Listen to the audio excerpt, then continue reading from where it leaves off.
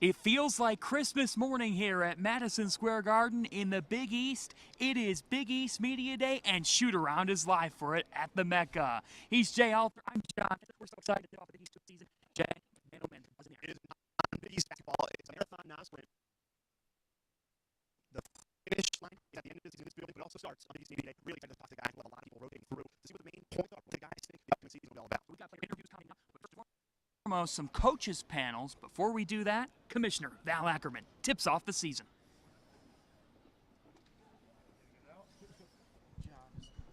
Checking tape. Excellent. Yeah. Now we go to the podium. Commissioner Val Ackerman tips off the day. Great. Okay. Nice and brief. He wants it brief. Here we go. So. Yep. You guys can come in 5, 4, 3, 2, 1. Go ahead. It feels like Christmas morning here.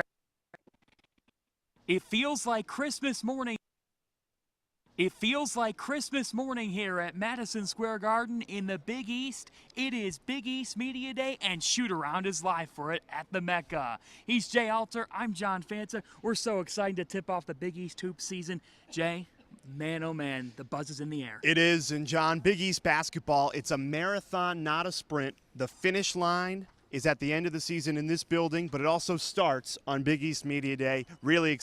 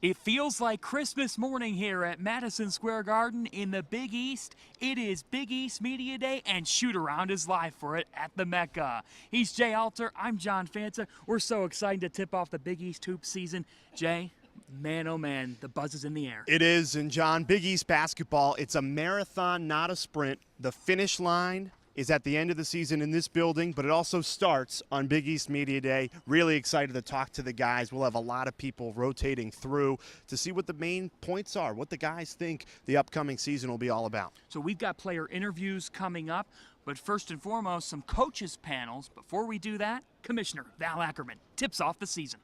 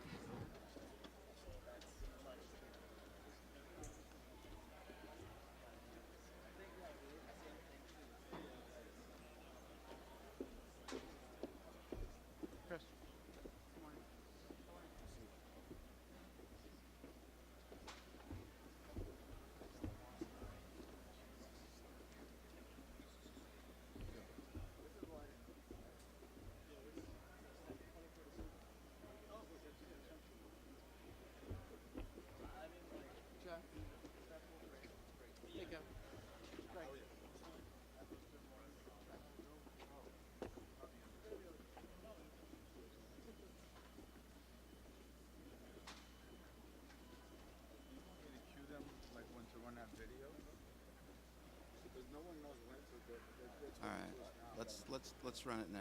Want to run it now? Yeah.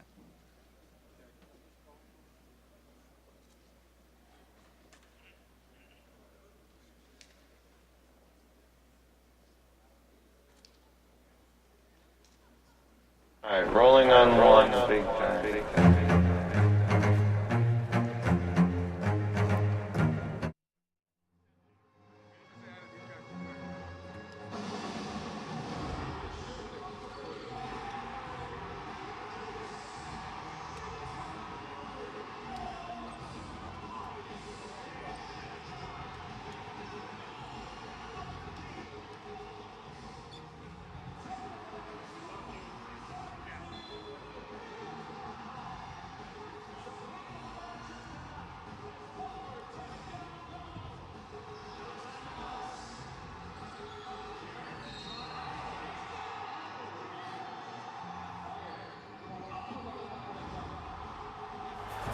To the bucket!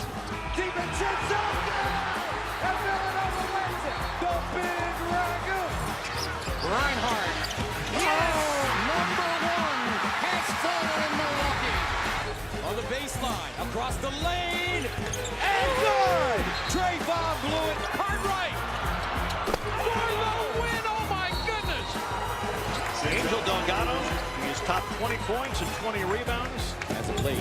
And a dive by Bridges. Finds Hart. Bam! And they clinch the outright Big East regular season title. Classic Big East battle. Georgetown, St. John's. Crosstown traffic takes a three. No, the follow by Delgado. Xavier, shots. Butler, Jenkins for three. No, Josh Hart, the follow, and one. You have respect for guys that battle. Great sign of sportsmanship by these young men. Blew it. Step back for the tie. Yeah! Foster. 9 seconds for the win. Oh! Villanova in the midst of their third straight 30-win season. They seek their third ever Big East tournament title. Then, bam! Brunson, Euro step up and in. The Villanova Wildcats are Big East tournament champions. Great. Thanks, everyone, and welcome to Big East Basketball Media Day. We're happy to be in the world's famous arena, world's most famous arena for a second year in a row. It's great to be in the building, in the arena. I'm John Paquette from the Big East. If there's anything that anyone from our staff can do for you, please find us, and we'll be happy to help. Operationally, we're similar to last year. This is the area for our team tables where the print and radio media will be. Television crews will be in the Delta Club in the back over that way. We'll have 3 interview sessions with the teams rotating through the television area. At 12:30, we have lunch, which will be served in the theater lobby, which is where we used to hold some of our media days, which is down that way. Go down one set of stairs, go around to the left, and you'll see it. For wireless, use the free MSG network. There is no password. After some opening remarks from Commissioner Val Ackerman, we'll have a quick photo with Val and all of the head coaches. So if we could have all the head coaches come up after Val's remarks are over. Then we'll have 2 15-minute panels, which will include 5 coaches each. Tariq Turner of Fox Sports and former St. John's guard, who also played in this building, will moderate the panels. In the first panel, we'll have LaVall Jordan of Butler, Greg McDermott of Creighton, Steve Wojciechowski of Marquette, Ed Cooley, Providence, and Jay Wright of Villanova. After the panels, we'll begin our interview sessions, and we'll follow the same plan for our Women's Day, which begins at 1:30. Now it's a pleasure for me to introduce Commissioner Val Ackerman for some opening remarks. Val? Thank you, John.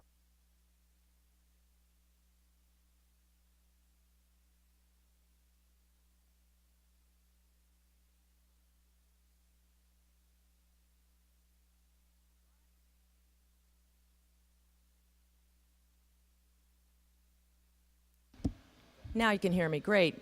I just said welcome.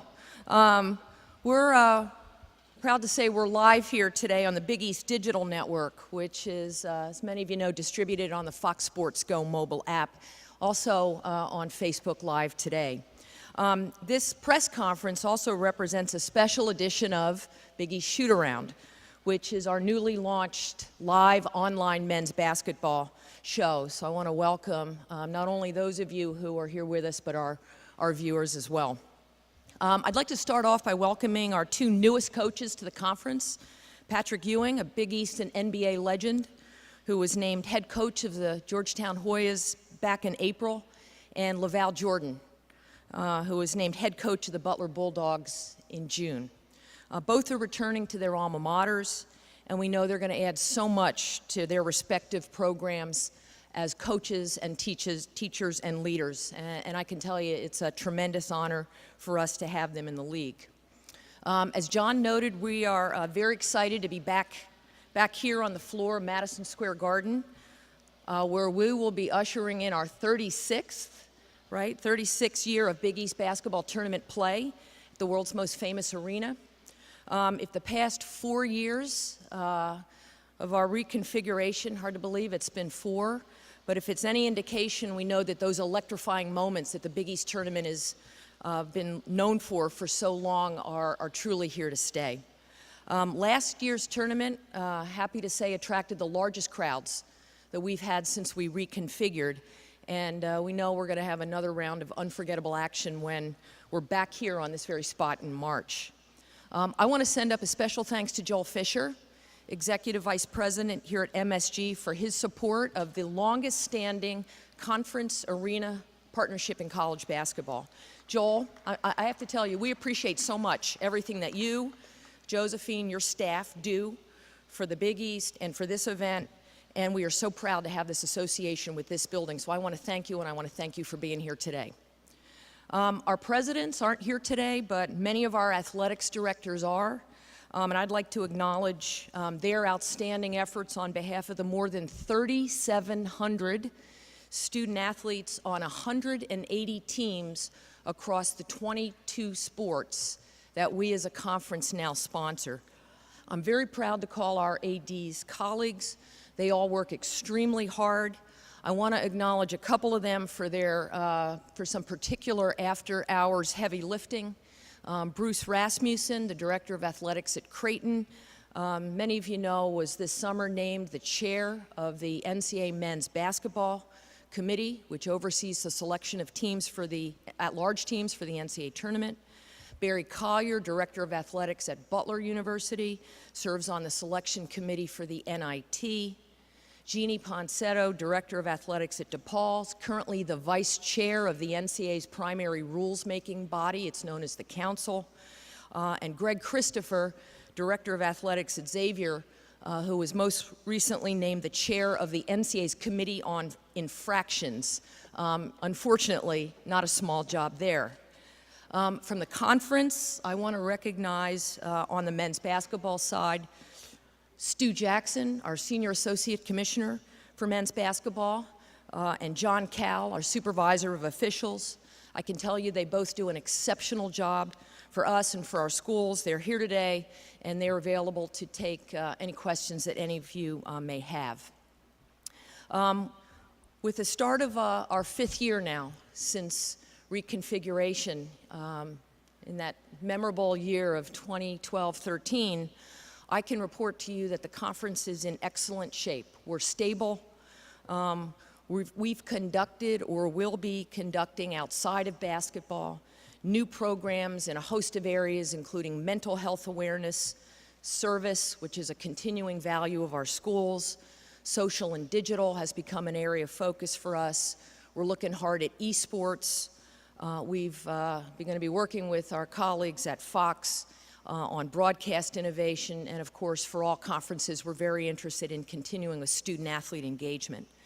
We're very comfortable with who we are. We are basketball schools, and I can tell you that we remain fully committed to the pursuit of national titles, especially in the sport of basketball. We're very proud that 7 Big East teams made it to the NCAA tournament last year. That was marked by Xavier's run to the Elite Eight, and of course, Butler and their berth in the Sweet 16. The season was capped off with the selection of 3 Big East players in the NBA draft in June. Big East schools collectively are playing as tough a schedule as any conference in the country, shown by our finish last year with the number 3 best composite RPI as a conference nationally. And I can tell you we expect our teams to be as competitive as ever in the coming year.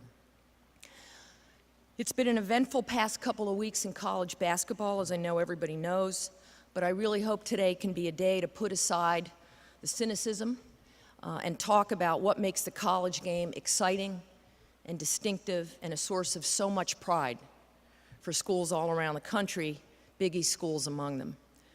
Think about the affinity that fans have for their alma maters, the intensity of rivalries that in some cases have spanned decades, the visual and audio effects of arenas with mascots and student sections and bands and cheerleaders. And then March Madness, which is an event unrivaled in the basketball world and the sports world for that matter. I spoke at a conference in London a couple of weeks ago, and it was on the topic of March Madness, explaining what it is that makes that event so special. No other country has an event like that one, and the rest of the world is eager to hear about it. And who knows, in the next couple of years or decades, you may see other countries replicating what we have created with this event. I want to commend our coaches for their professionalism, and for continuing the long-standing and extraordinary tradition of sideline leadership in the Big East. And I want to congratulate our student athletes, especially our players who are here today, for all of your accomplishments and for the impressive way that you represent not only your programs but yourselves. I wish all of you good luck in the months ahead. We couldn't be prouder about our relationship with Fox Sports. Fox Sports 1 is coming off its best year ever in total day and prime time and continues to solidify as a destination for college basketball fans. We have many colleagues from Fox Sports with us here today, and I want to thank each and every one of you for your efforts on behalf of the conference. We simply could not have done what we have done without you. Most of all, I want to recognize Fox Sports Executive Vice President Larry Jones for the extraordinary spirit of partnership and collaboration that he's brought to the Big East from day one and actually before day one. So Larry, thank you for all you do and really appreciate you being here today. This year's men's basketball schedule will again feature wall-to-wall coverage of Big East basketball on the Fox family of networks. It includes nearly 150 games on Fox, Fox Sports 1, Fox Sports 2, and Fox Regional Networks. Last year, average viewership was up 16%, and more than 23 million viewers tuned in to watch Big East games. That was up from 20 million the prior year and 14 million from the first year of this new makeup that we have. We're very excited that Gus Johnson and Bill Raftery will be returning as our master storytellers and lead Big East talent tandem. I don't know if Bill is with us today, but if he is, I can tell you it would be a gross understatement to talk about what a privilege it is to have him and Gus both as part of the Big East family, and I want to thank both of them for all they do. As John noted, former Johnny and current FS1 analyst Tariq Turner is also with us today. Tariq, I want to thank you for all you do for the conference. Our audience is going to be hearing more from Tariq in a couple of minutes when he moderates our two coaches panels. A couple of other season highlights I wanted to note. Fox Broadcast Network is going to air 17 Big East games this year. That's the most over-the-air exposures of any conference. It includes our Big East Tournament Championship game, which will be held on Saturday, March 10th, here at the Garden at 6:30 p.m. 18 Big East games will also air on CBS Sports Network this year, and 2 additional games will air on CBS. And we want to thank our colleagues from CBS Sports who are here with us today for all their efforts on our behalf. Fox Sports 1 is also going to air a doubleheader on Martin Luther King Day on January 15th. It's important to us because it gives us a chance as a conference to pay tribute to Dr. King and his important work and legacy. A couple of other areas I wanted to mention. We're very pleased that Jeep will be returning for the 3rd year as the presenting sponsor of the Big East Tournament and each of our other 21 conference championship events. We look forward to the 3rd edition of the Gavitt Games, which is our annual early season 8-game non-conference challenge with the Big Ten. This challenge has given us a chance to build some new and old rivalries with another great basketball league, and we have some very compelling matchups coming up this year, starting on Monday, November 13th, when Minnesota travels to Providence for day 1 of that competition. We're very proud to be continuing our freshman orientation program run by Stu Jackson, known as Freshman Fundamentals. This is helping, we think, our first-year players make the transition from high school to college and from high school basketball to the rigors of playing in the Big East. In September, we had 35 freshmen representing all 10 schools make the trip here to New York to hear from experts. We had a former player panel including Randy Foy, Doug McDermott, and Jerry Walker, all Big East alums. Our freshmen visited Ground Zero. They toured this arena. And most of all, they took away some insights that we hope are going to better ready them for life in college and beyond. This past summer, we led the expansion of our newly formed officiating alliance with the Atlantic Coast Conference, Atlantic 10 Conference, and the Colonial Athletic Association. That had the effect of bringing in 4 additional conferences, the Ivy League, Patriot League, Northeast Conference, and Big South, into the consortium. So we now have a total of 8 leagues as partners in this effort. Our alliance has put us in a very strong position as we work to bring high-quality officiating to Big East games and help improve the officiating landscape nationally. This past year, 37 of the Big East's 41 primary officials were selected to work in the NCAA tournament. That was the highest number of referees chosen from a single conference, and a testament to the leadership of Stu Jackson and John Cow. Finally, our schools have remained very busy on the facilities front. I'll just name off a few of the projects we have going on. Providence is well along with the construction of the Ruane Fryer Development Center, which is scheduled to open next year and which will support men's and women's basketball. Villanova is in the midst of extensive renovations to the pavilion, which will reopen in a big way next year. Xavier is continuing with exciting renovations to Cintas Center, and DePaul is just a couple of weeks away from the opening of their 10,000-seat Wintrust Arena, which will become the spectacular new home for DePaul basketball. Marquette as well has announced plans to play its home games at the new Milwaukee Bucks Arena when that building comes online next fall. So there's a lot going on in the Big East Conference. We're alive and well, and we know it's going to be another exciting year. So with that, I want to close. I want to thank all of you very much for being here today. We appreciate your interest and support of the conference. And now I'm going to turn things back over to John for the next segment. Thanks, everybody.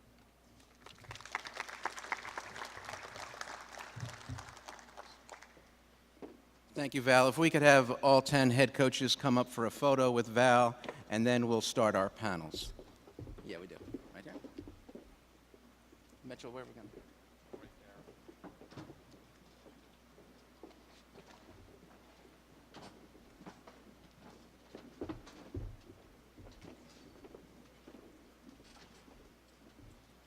Chris.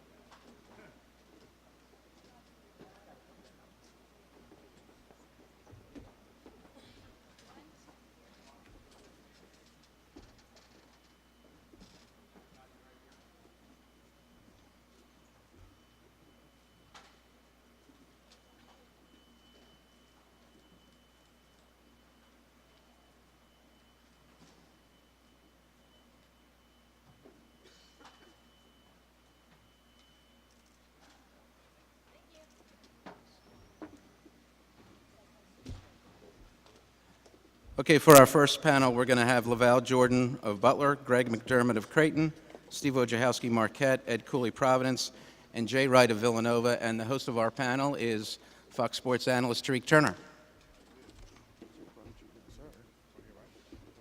Yep, you're good. Mics are on. Mics should be on. We should be ready to go.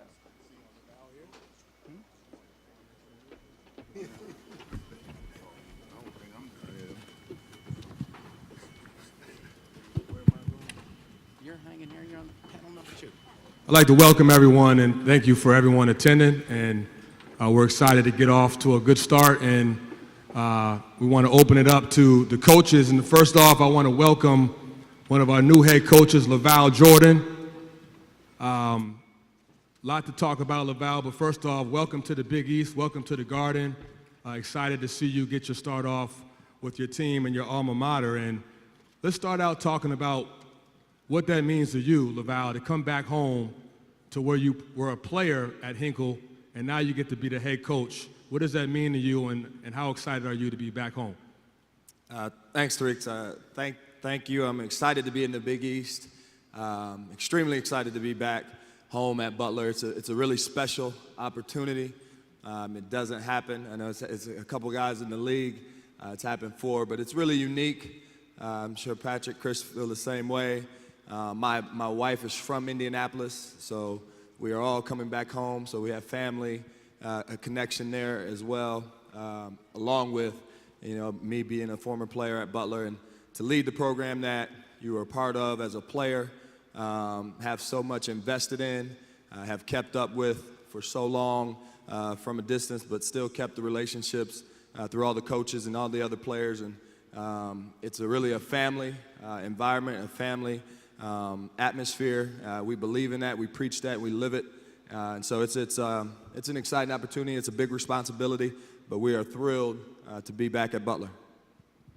You're coming off a big-time year last year. A lot of pressure on you to duplicate that. Sweet 16 appearance. You guys beat Villanova twice. You beat Xavier once. What's your mindset going into your first year taking over this program with so much success last year? Nothing's changed. I mean, in terms of how things have been done at Butler for a long, long time. We compete.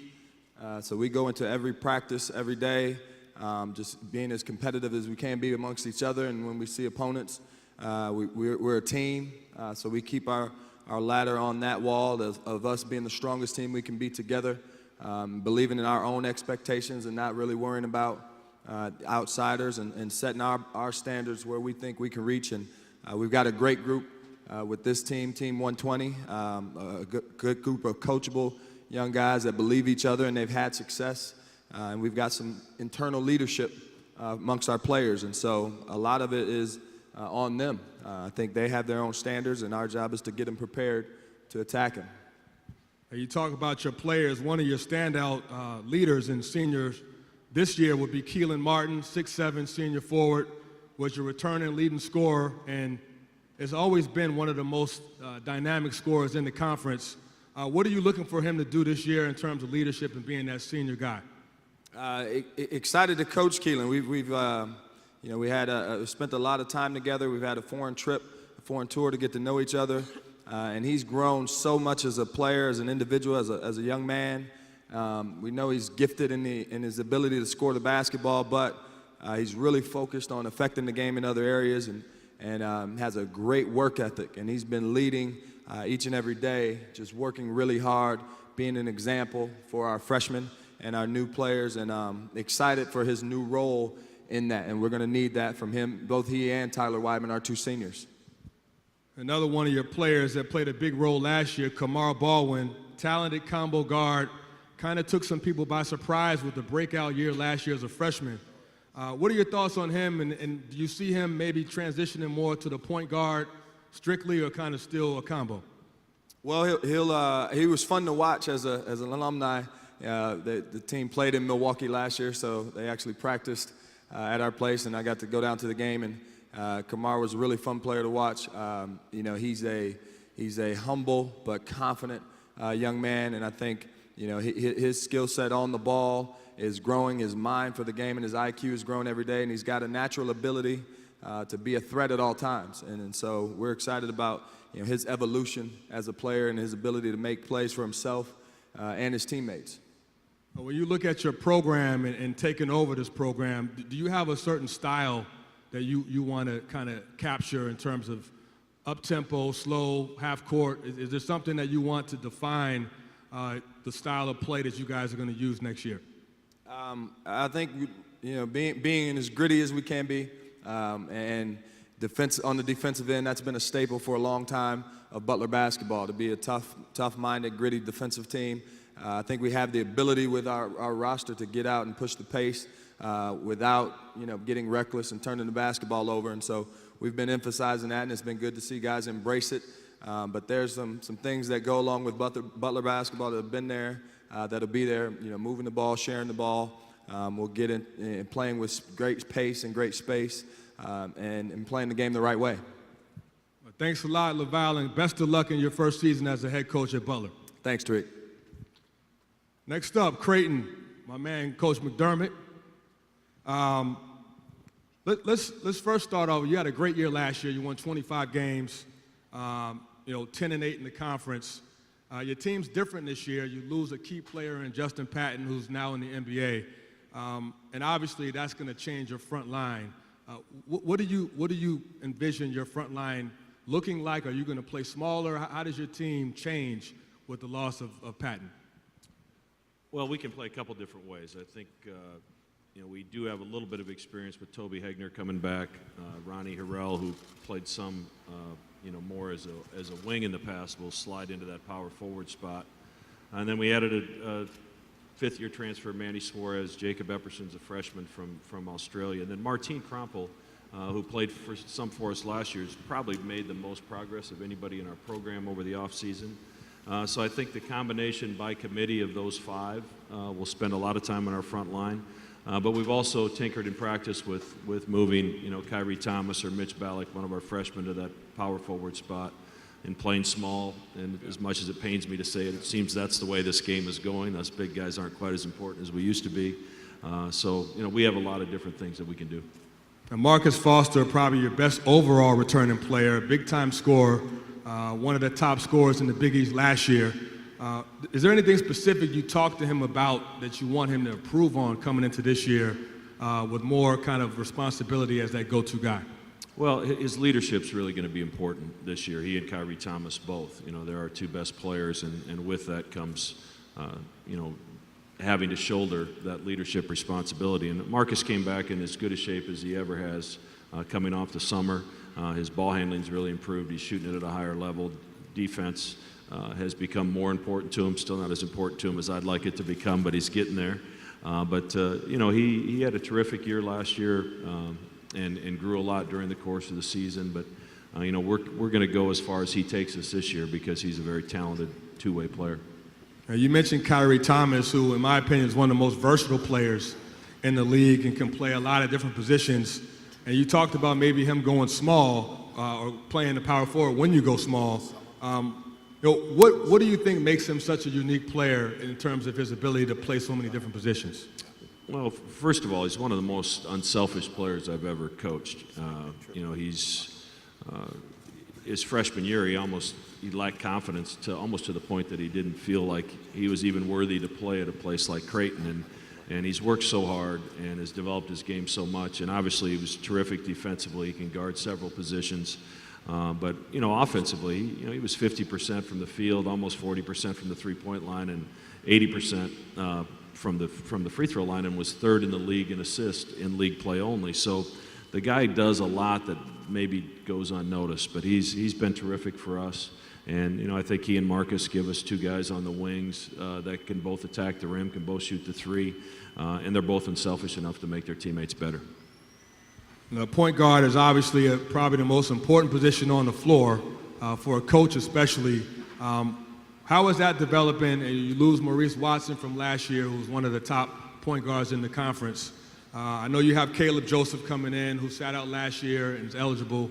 Is that position locked up yet, or is that still kind of up for grabs? No, unfortunately, it's not locked up. Caleb's been fighting some hamstring problems really since the start of practice, so he hasn't practiced much, which has been difficult for us to get a feel for him and him to get a feel for our offense a little bit better. But he's certainly going to be in the mix. Davion Mintz played some last year, did a good job late in the season, and he's developed. And then Tyshawn Alexander, a freshman from North Carolina, has been a pleasant surprise in his ability to run that position. And then we have the fifth-year walk-on, Tyler Clement, who played some important minutes on this floor in the Big East tournament last year, helping us get to the championship game, knows where he's supposed to be, what he's supposed to do. I think he has the confidence of his teammates because of his basketball IQ. So we have more options this year. While there isn't, I don't think anyone as talented as Maurice was. I think we have a good group of guys that can give us some solid minutes at that position. Thanks a lot, Greg, and best of luck this season. Thanks, Derek. Next up, we're going to go with Steve Wojciechowski, head coach at Marquette. And Steve, talk about your transition. You're in your fourth year now. You went to the tournament last year for the first time since you've been there. And you did some good things, kind of had a breakout year last year with some good young talent. How do you build on that momentum from last year's success?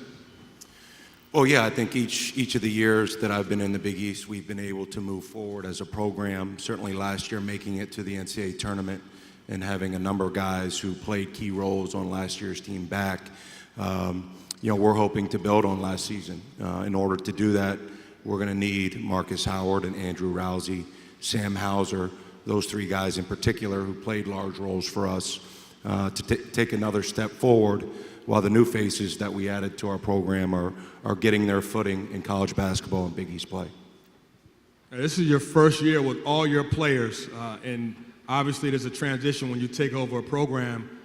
Do you sense that after making the tournament last year and now having all your players in the program, that you guys are ready to turn the corner even more? Well, I'm hopeful that we are. I think anytime you go to the NCAA tournament, guys get a taste of March Madness and what that's like playing in. And once you get there once, you have a burning desire to want to get back there. And we're going to really depend on our older guys to lead the way in terms of leadership, so we can do the things necessary to put ourselves in the same position this year. You mentioned Marcus Howard, who was clearly one of the top freshman guards last year in the conference. This kid can shoot the lights out, shot 54% from three, and really was an anchor for you guys offensively. What are you expecting for him in his sophomore year in terms of making that next jump with his leadership?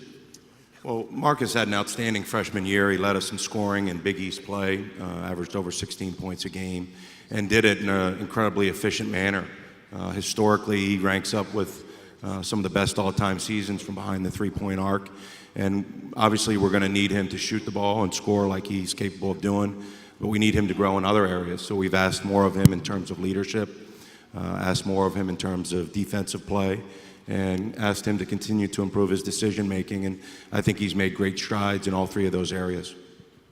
Last year, you guys, were one of the top offensive teams in the conference, scoring, I think, close to 80 points a game, and always were a threat to score. But on the defensive end, that's something you've been working on hard in the preseason. That's a nice way to put it. Thanks.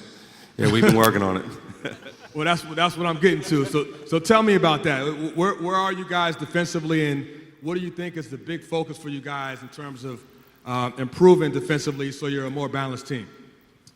Well, obviously, it's been for us in the offseason and the preseason a huge point of emphasis. I'm not sure this year's team is going to be able to score the ball like last year's team.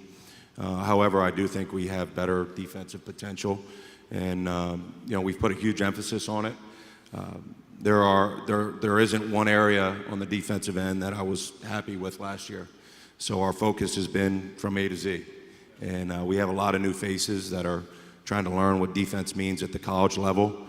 So we're not quite where we need to be, but we're getting closer every day. Appreciate it, Wojo. Best of luck this year. Thank you. Next up is Ed Cooley, the cool man. What's up, bro? What's happening? What's up? All right. Head coach of Providence.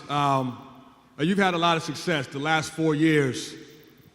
It's the first time in program history you've taken the program to 4 straight NCAA tournaments.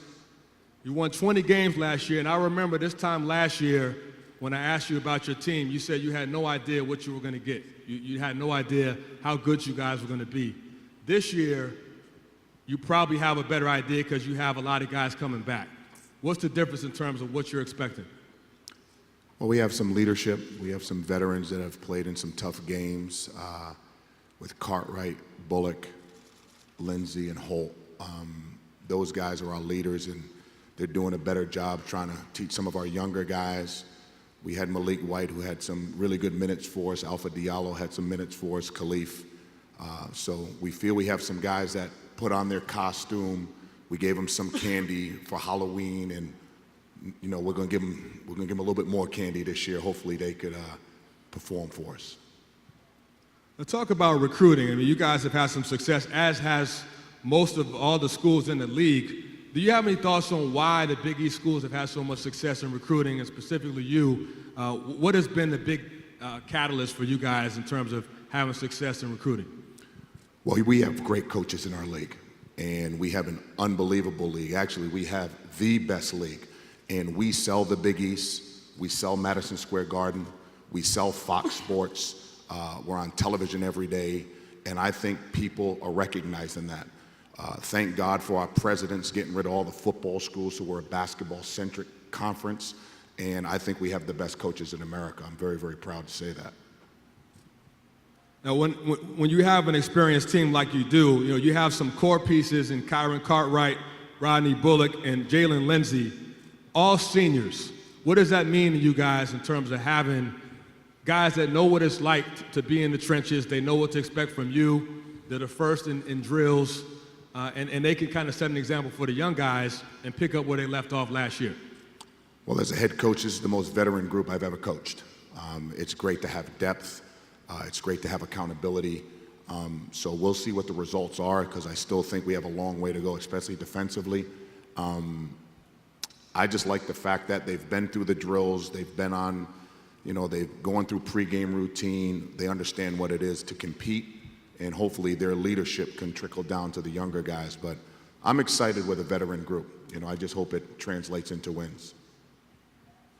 Now, every year you've been able to adapt to your personnel, and now that you have a senior group, as you said, is your style of play going to remain the same? Do you see that changing at all?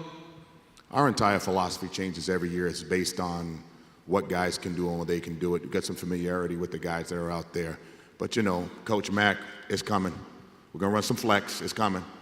Honoring Coach Skinner. We're going to have a couple of flex options just for Coach Mack. Actually, we may call it Coach Mack, right? No, it all depends on the personnel. Seriously, Rodney will take a couple of 40-footers.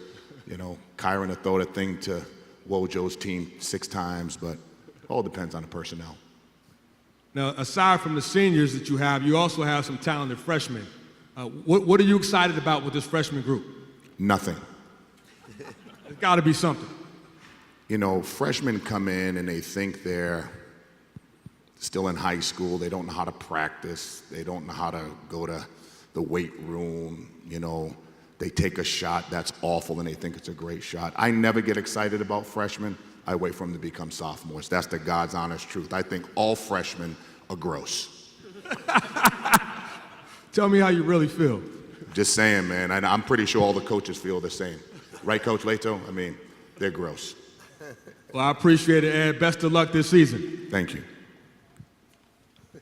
Now we're going to the king of the Big East, Jay Wright. Has dominated the league, dominated all 4 years. Where do I start, Jay? You won the last 4 regular season conference titles. You picked first again this year. You won 32 games last year, which also included your second Big East tournament title over the last 3 years. My question, Jay, is when you have this kind of success, how do you stay hungry? How do you keep your guys hungry? It's easy when you're playing this conference. You come to media day and then you look around at the coaches, you see these players, and you realize you're not going to be going against the second team that you're going against in practice every day. You're going to have to go against these guys. And you go back home and you go to work.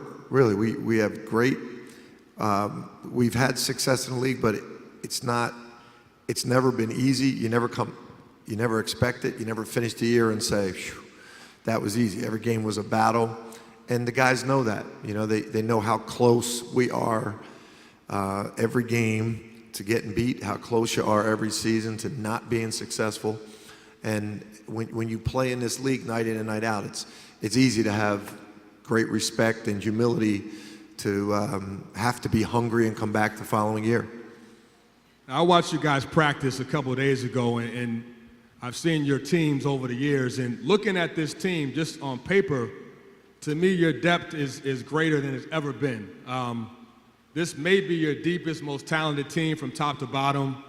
I think you guys have 5 or 6 guys that could, on any given night, lead you guys in scoring. What are your thoughts on this depth when you talk about, guys like Jalen, Brunson, Dante DiVincenzo, Mikal Bridges, Eric Pascal, Phil Booth, who's back? Is this? Am I on the same page in terms of your depth? How do you feel about that? I feel a lot better now that you thought that. When I'm in practice, you don't think that all the time. When you work with your own guys, you don't see anybody else, so you're looking at your weaknesses. So I feel a little better now that you said we got good depth. As coaches at this point in the season, we're looking at, and again, I don't know if it happens to the other coaches, but when I come here, and I look at Blewett or any of these other guys, I'm like, oh, all right, we're not practicing against anybody like that, and you more worry about your competitiveness. I hope these guys can develop that depth. We don't have any seniors, we actually have 4 juniors, but I hope they can develop that. I do think that's a potential of this team. Jalen Brunson, who's the preseason player of the year in the Big East, and in my opinion is arguably the best point guard in the country. What has he done for your team in terms of leadership? It's clear that his show. You clearly trust him with his decision making. What do you see from him this year? You know, I see the exact opposite of what Ed Cooley just said.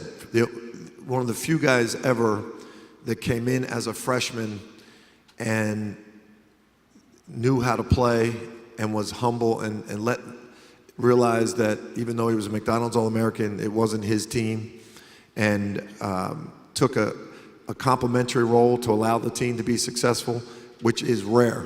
It's rare for a freshman. So when you start that way, you have great respect from your teammates, and then he's just grown into a leader. He's a natural leader, and I do think he's one of the best point guards in the country, and I think we've got some great point guards in this conference, so he's going to get tested in the league this year, probably more than our non-conference games. But I do think we are fortunate to have a mature leader that's a very talented player and a pretty humble guy. You also have a talented freshman in Omari Spellman, who's a preseason freshman of the year in the Big East. Sat out last year. He looks to have gotten himself in great shape and super talented. Can you share with everyone here why you're excited about his talent? You know, he's one of those guys that came in, a little out of shape, like a lot of guys do as a freshman, and he worked really hard with our strength coach, John Shackleton, to get his body fat down, get himself in great shape, and he's talented. So a lot of times when you're not conditioned well and you're talented, it prohibits you from being effective. But now being in great shape, his talent is able to really show, and he's also a pretty coachable, humble kid. So I hope he's still a freshman. He's a freshman, like Coach Cooley says. He is a freshman, and he's a good one though. So he's gonna learn a lot in this league. It's gonna be interesting to see how he can grow through the year. How about Phil Booth? I mean, this kid, everyone here remembers what he did in the national championship game a couple years ago. I think he had 20 points, leading scorer for the team. Had a tough year last year, sat out, and now he's back. And he just is another piece of your offensive arsenal, an experienced guy that knows how to play, big-time shot maker. You got to be excited to have him back. Yeah, we're very excited. And he's also a leader. You know, he's very well respected by his teammates. He actually played that 16 season with a torn meniscus the entire season. And then, so our goal last year was just get him healthy, and make sure he came into this season with a clear mind and feeling strong physically, and he has. And as talented as he is, he can get buckets, but he's probably one of the most respected guys on our team for the way he's handled himself through his career, and he's going to be a great leader for us too. I'm curious, this league is tough. Every game is a dogfight, and especially when you're on the road. And I know you're going to say all road games are tough, but can you name some venues that you have to really, really get your guys locked in because you know it's going to be a battle in this conference when you go on the road? Any specific venue? Yeah, any specific. Any one, man. Honestly, what's unique about this conference is, having been in another conference, there's nowhere you go where you feel like, this is a football school. They're not really that into this. Wherever you go, it's the biggest thing happened in that town that night. It's the biggest thing on that campus. It means the most to that school, which makes your road game very difficult. In other conferences, you can go somewhere and hey man, they're just biding their time until football season. They have a good team, but these people aren't as passionate about this as we are. But there's nowhere in this league that you do that. You go in, and I remember a year or so ago, we played at Providence, and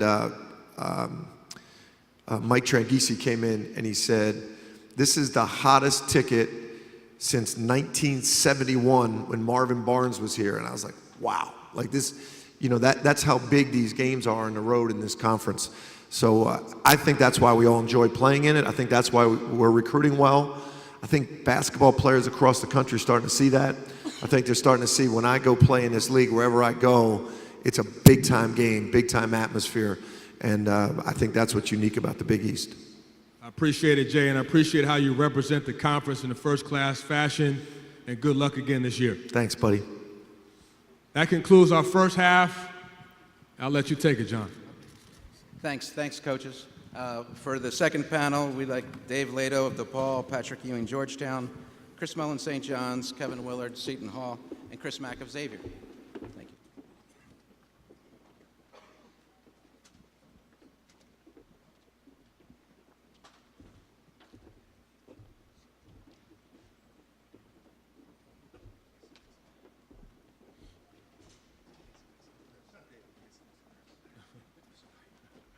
Superstitious? Why can't you sit next to Chris? Everybody thinks, we look alike, so we always try to sit as far apart as possible. It's a little resemblance there. We're going to start off with Dave Leitao, DePaul. Talk about your team, Dave. You guys returned 4 starters. Eli Kane is probably your best overall player. How excited are you to come back with some more experience in the development of Eli Kane, who I think had a breakout year last year? Yeah, well, we're in transition, as I've said a lot of times already. I think the combination of the guys that you mentioned that gain experience will help us. We got some new pieces to add to it that will provide more scoring opportunities, more depth, and try to look a whole lot better like a successful basketball team should. And now the process of putting those pieces together, talk about Eli, talk about Brandon, and guys that have played a lot of minutes for us and gained that experience, through wins and losses that you need. Inclusion of some new people, Max Strus is and a guy that sat out, Austin Grandstaff, a guy that sat out that I know will contribute a lot, and added a 5th-year big guy in Mara Maric. So we have some new guys that I think have to be respected offensively, and now it's my and our job to put the pieces together to create chemistry that is sorely needed and necessary in this league, because each and every night, as the other coaches have mentioned, the difference between winning and losing is minute. And so you have to do all those small things correct. And being around this league in different capacities for a long time, it's been a very hard league to win in, and especially on the road. And now, the dynamics of all the successful and good teams that we have, especially on the offensive end, is a real challenge for us. So we've got to put some of those pieces together, which is the hardest part of our transition right now, to understand what it takes to win. Oh, there's some excitement with the branding of the new arena, the Wintrust Arena, which I believe is getting ready to open in the next couple of weeks. What does that mean to your program, and how excited are you to have that as part of your branding for your program? Well, it's been monumental, to say the least, and it's something a lot of people talk about, and in Chicago have talked about for a long, long time. And we've played and been had a real good partnership with the All-State Arena. But everybody knows who's been in Chicago that the challenge of being at the airport, not being in the city, has taken away from some of the essence of what getting connected as a city school means. And so, first and foremost, to come back to the city is a great thing for our fan base, our student base, most importantly, because now the convenience of getting to games and supporting us is there. Our family, our boosters, our fan base makes it so much more convenient and more entertaining for them to be there, go to dinner, those kind of things. And for our players, I think there's a great amount of pride. And the way I look at it is, from all of those things being important, but more important for me is recruiting, because now, you can talk about being the essence of what Chicago basketball has meant over the history of basketball, high school, college, and beyond, and be at their doorstep every night, and so that they can see you practice, they can see you play, they can become part of the experience of our basketball program. So it's a game changer. It's a beautiful, beautiful arena. We've practiced in there a couple of times already, and we'll continue to do so. So it's my hope that we can create the kind of environment the other 9 teams have in this league that it makes it a very difficult place to play. I want to go back to Eli Kane again, and watching his game last year, kind of a breakout year last year as a sophomore. Now he's a junior. Is there anything specific that you asked him to improve on this year? He's a versatile, kind of a big scoring point guard, can do a lot of things on the floor, but just curious, is there anything that you're looking for him to do better or more of this year? Well, as some of the other coaches have said, he's a guy who has a lot of ingredients. He's got a great personality to be really good. He's got humility. He's got a tremendous work ethic. And so now he played on a team that he was forced to take a lot of shots. And the ball went in the basket a lot, but then sometimes he took some tough shots because he had to. So now the transition of understanding that I'm playing with other guys that are equally as talented and having the ability to put the ball in the basket. And I think it feeds into what he's really good at. And we haven't seen his ability to make people better as much because of his requirement to score the ball for us in order to give ourselves a chance to win. And so, it's a challenge and a change for him to be able to diversify himself. But I also think the most importantly that mentally and physically he has more than enough capabilities to make that happen for him. And I think as he does that, he'll become even more recognizable and successful, and as a result, hopefully we will too. Thanks a lot, Dave, and best of luck this season. Next up is Pat Ewing, Georgetown. Pat, for you, this has got to mean a lot. You're in the Garden, your home, or second home. My first question for you is, what does this building mean to you, being the all-time greatest Knick, and now you're on the other side of it as a coach? What does that mean to you to be back in the Garden? First of all, it's great to be back here. This is one of the places that I consider my home. I've spent 15 years of my life playing here, giving my blood, sweat, and tears, battling against guys like this guy sitting over here to my right. I have my number in the rafters. It's great to be back. We had, played 3 Big East championship, 3 Big East tournaments here. When I come back, I get goosebumps. Well, you mentioned this guy to your right, and we all know who the guy to your right is and how close you guys are. Just curious, like when you made this decision, did you guys talk? Did Chris give you any kind of guidance or any kind of advice on going through this process and what to expect? And just maybe talk about your relationship and how close you guys are over the years. Yes, we did talk. When I decided to put my name in the hat, or before I decided to put my name in the hat, he was one of the friends that I reached out to ask his advice, being that we both played in the NBA. We both had different positions after playing in the NBA, and what was it like, the transition like, going back from the NBA to college. So definitely reached out to him. He gave me his opinion, and here I am. We first met in high school. We had, from high school we played in, played in college. Then we really got to be friends, and I think with the dream team, we were always close. Going through high school, but I think we really created a bond. I think it was the dream team. He and I think we were the only 2 guys that really took those games serious. We were always doing extra stuff, going to the gym, working out, doing extra work, and I think those extra workout sessions, I think we really created a bond. Now, looking at your team, you're still getting to know your players. I'm sure this is kind of an ongoing process, being your first time as a head coach. Can you talk about your team and what you're excited about? You have some good young talent, talented young big man in Jesse Govan. What are you seeing out there early on in these first few weeks of practice? You're right. I'm still getting to know them. They're still getting to know me. And what I've been telling both them and the folks in D.C. is that it's a building process. We're laying the foundation.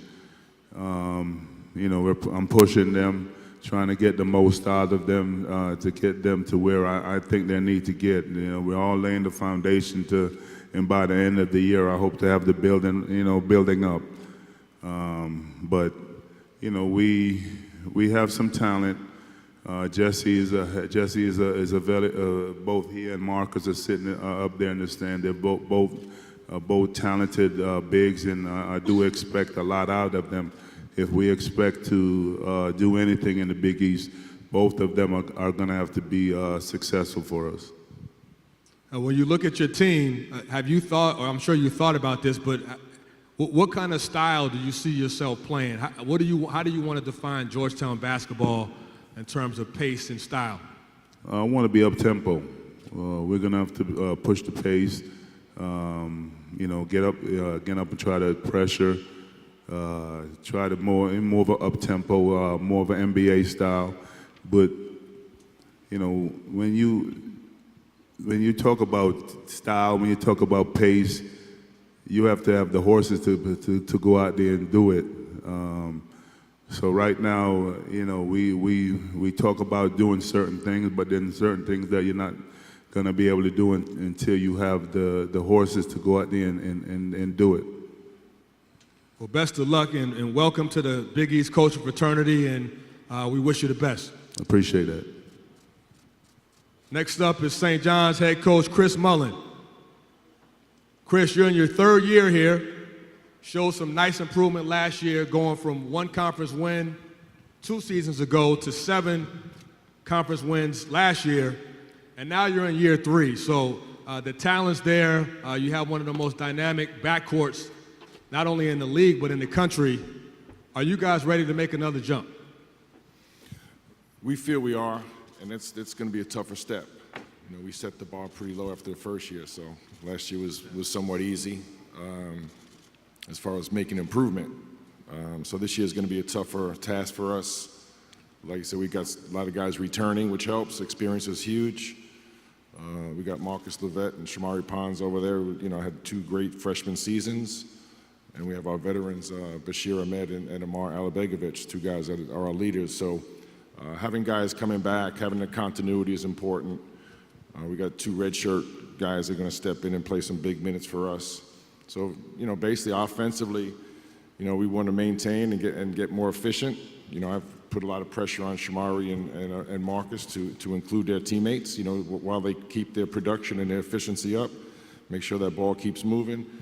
And defense is going to be where we're going to really have to improve. We're going to have to gang rebound, play a little bit better defense individually, and we're looking forward to making another step forward. Obviously, the strength of your team is in your backcourt. You mentioned Shamari Pons and Marcus Levet. I think if you ask any coach on this panel, those are 2 of the most dangerous offensive threats in the league, and they've seemed to play well together. What have you asked them to improve on going into this year, or is there anything specific that you're looking for them to do better? Yeah, like I mentioned, I want them to maintain their production and maybe even increase that. But it's really important that that ball moves. I think we all talk about shot selection and being more efficient, but the way that happens is by sharing the basketball. So that's a big emphasis on the offensive end for us. And when you're 2 of the leaders, you got to take more upon yourself, and that's on the defensive end. I need them to rebound more too. So we're not an overly big team. We're kind of long and lean and kind of thin, so we're going to have to rebound by committee. So that's really been the focus of our preseason. You mentioned not being real big, and you've been really comfortable playing small because that's personnel-wise probably the best fit for your style of play. Let's talk about the transfers. Justin Simon is coming in, the transfer from University of Arizona, big 6'5" athletic guard, and then Marvin Clark, Michigan State transfer, rugged forward, 6'7". How do you see those guys impacting your team in terms of having more depth? Well, first off, when you do see them, you'll see that's two guys physically we didn't have on our roster. Just, we relied maybe too much on Shamari and Marcus offensively. We ran like pick and rolls almost every time, which we still love. We love the pick and roll game. But to balance that out, we were able to go in the post a little bit, play a little bit more of a balanced offensive attack. So Justin, we can play him at point guard and have Marcus and Shamari play off the ball, become catch and shoot players offensively. Marvin Clark is a guy that he's just physically a guy we didn't have, 6'8", 240, can hold his position in the post, can shoot the three. We could probably play him at 3, 4, or 5. So as you said, I love playing small, but when you play small, you have to rebound and play defense. So that's going to be, again, we're going to get back to that each and every day. I think offensively, we're going to figure out how to score the basketball. To win games, we're going to have to play defense and rebound. Well, one of the matchups that always defined the history and the greatness of this league was St. John's Georgetown. And, obviously, Pat Ewing being one of your closest friends, Pat just talked about how you kind of gave him some counsel in terms of making that decision. Things got a little testy when you guys played last year with both teams. Obviously, this is a new kind of experience for both you guys. What are your thoughts with Pat being a rival now again on the coaching sideline? It's somewhat surreal, to tell you the truth. It's really kind of strange to be coaching in college basketball. I never thought I would do that. And to have him sit next to me, I never thought that would happen. So it's kind of cool, though. I like it, Patrick's, obviously, his playing career speaks for itself. People probably don't know he's been coaching for 15 or 16 years in the NBA. He's put a lot of time in. I've watched him as a coach. I know he's going to get players, and that program's going to be back on top. There's no question about that. The great respect I have for all these coaches is 100% just true respect. With Patrick, it brings back a lot of great memories. Georgetown, when we played them, kind of like what Jay Wright was saying, each and every game was huge, but with Georgetown, it was just different because there was quite frankly, Patrick Ewing there. That's what it was all about. He was vicious competitor. People don't understand when Patrick was in college, I think he averaged 16 points a game. He could have averaged 40 if he wanted to. But he played defense, intimidated people. But it was always great respect there. So I know that they're going to come back and be a force to reckon with. So I think it's great for the conference. I think it's great for college basketball that he decided to do this. Appreciate it, Chris. Best of luck this season. Thank you. Next up, Kevin Willard. What's up, Kev? Head coach of Seton Hall. You're picked second in the league this year. Experience at every position, 4 returning starters back, and you're coming off a second straight NCAA tournament bid. How does it feel to have experience when just a couple years ago you were one of the youngest teams in the league? Yeah, I think it's great. Having seniors, having guys that have been through it, I think helps keep the program going in the right direction. I think that's the biggest thing with a talented incoming freshman class that we have. Having the older guys be able to kind of show these guys what to do, how to do it, I think helps tremendously. Now those seniors, you have a core group of 3 guys that have been standout players since they were freshmen, specifically Angel Delgado, Kadeem Carrington, and Desi Rodriguez. And then you put in Sanogo, who's a junior, but those 4 guys are kind of the core of your team. And the thing that I always think about with your team is the toughness, the physicality. Would you say that's something that defines your program? Yeah, I think so. Well, Ish is also a senior, so it's the 4th. Nezi's the 5th guy who's a junior. Yeah, I think that's just kind of what our guys are. It's where they're from. They're tough kids. They're hard-nosed kids. They love to play. And I think, every year your team changes a little bit. What's been nice about this group is that they've stayed true to who they are, how they play. They haven't tried to go against what they are and who we are. They've embraced playing tough and being tough. They embraced the defensive end, which is, I think, why we've become successful. And as they've gotten older, they've just gotten more talented offensively. So it's been a nice combination. Now, Angel Delgado, who everyone knows is a double-double machine and probably the best rebounder in the country, tested the waters last year, thought about entering his name in the draft, decides to come back. Obviously, you're happy he came back. What was the thought there, I mean, in terms of making the decision to come back and returning for a senior year? Yeah, again, it was a great process, and I was really proud of how Angel has matured as a man. He went through the process. He listened to the people that were closest to him, didn't listen to a lot of outside people. And as we went through the process, we got the information. We realized coming back that he's going to be one of the best players, not only in this conference, but in all of college basketball, and that he's going to have a chance to probably improve his status. So for him and his family and us, it was an extremely educated decision. It wasn't an emotional one. And obviously we're excited to have him back, but I think we're more excited the fact that at the end of this year, he's going to be hopefully getting a chance to get drafted in the draft. Now, looking at your roster, you guys probably have one of the deepest front lines in the league. When you talk about Delgado, Mike Enzi, Sonogo, and the freshman, I'm going to try to pronounce his last name, but I'll get it wrong, Sandro Mamukelashvili. Am I close? Yeah, okay. I'll go with that too. Sandro, we'll go with Sandro. Just go with Sandro. Who's a 6'10" freshman from Georgia, the country of Georgia. That's got to be a luxury to have that kind of size based on the style of play that you guys like to play. Yeah, it's been interesting in practice. I think it's really helped Angel. It's helped. We also have a 7'1" young man from Jamaica, Romero Gill, that's really helped Angel in the post because he hadn't been able to go against someone with that size in practice. So it's been a little bit different. We haven't been this big. It makes practice extremely fun. And, you know, it's something that, you know, we're able to play a little bit differently than we have in the past, and we're able to focus a little bit more on being efficient down low. Well, best of luck, Coach, and good luck for another good season. Last but not least, Xavier's head coach, Chris Mack. Chris, you had a great year last year, made the Elite Eight, finished with a 24-14 overall record. Battled some adversity when your point guard, Edmund Sumner, went down and ended up making it a positive with going to the postseason success. And this year, you have another experienced team, your three-guard trios, especially Trayvon Blewett, J.P. McCurra, and Quentin Gooden. How excited are you to have that kind of core back, knowing what to expect?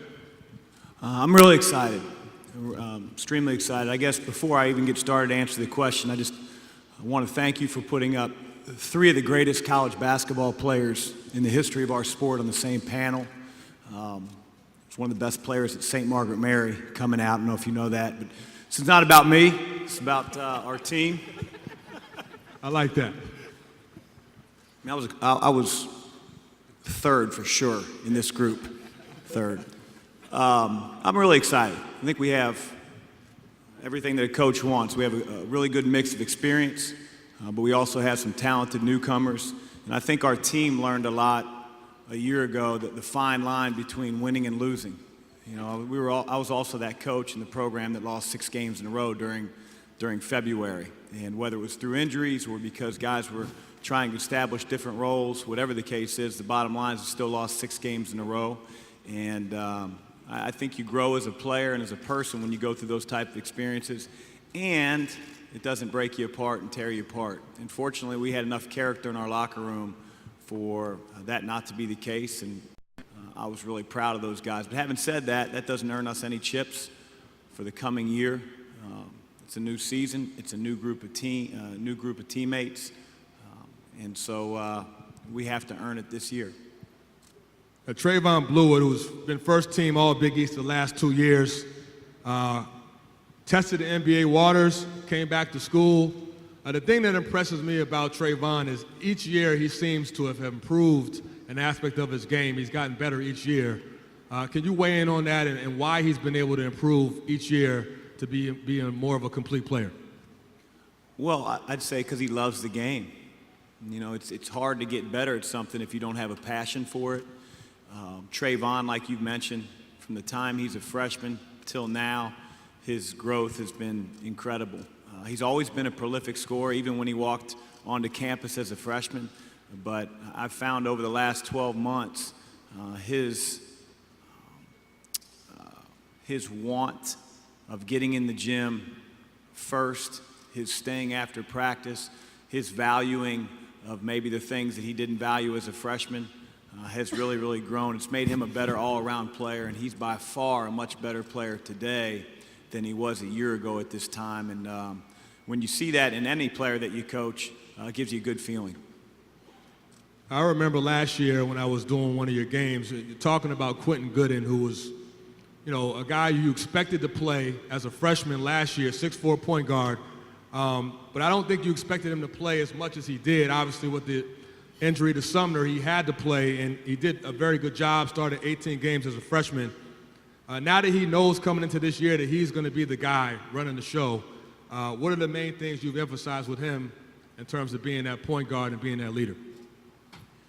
Well, his baptism by fire. A year ago we were on this court and Edmund Sumner went down with an ACL, and Quentin goes from playing 12, 14 minutes a game as a backup to playing 35, 36 minutes a game. And there's some things that, as his head coach, you can't really teach because you just sort of have to learn by making mistakes and being able to play through it. Unfortunate thing for freshmen is a lot of time when they make mistake after mistake, you just sort of pull them out and put the veteran in.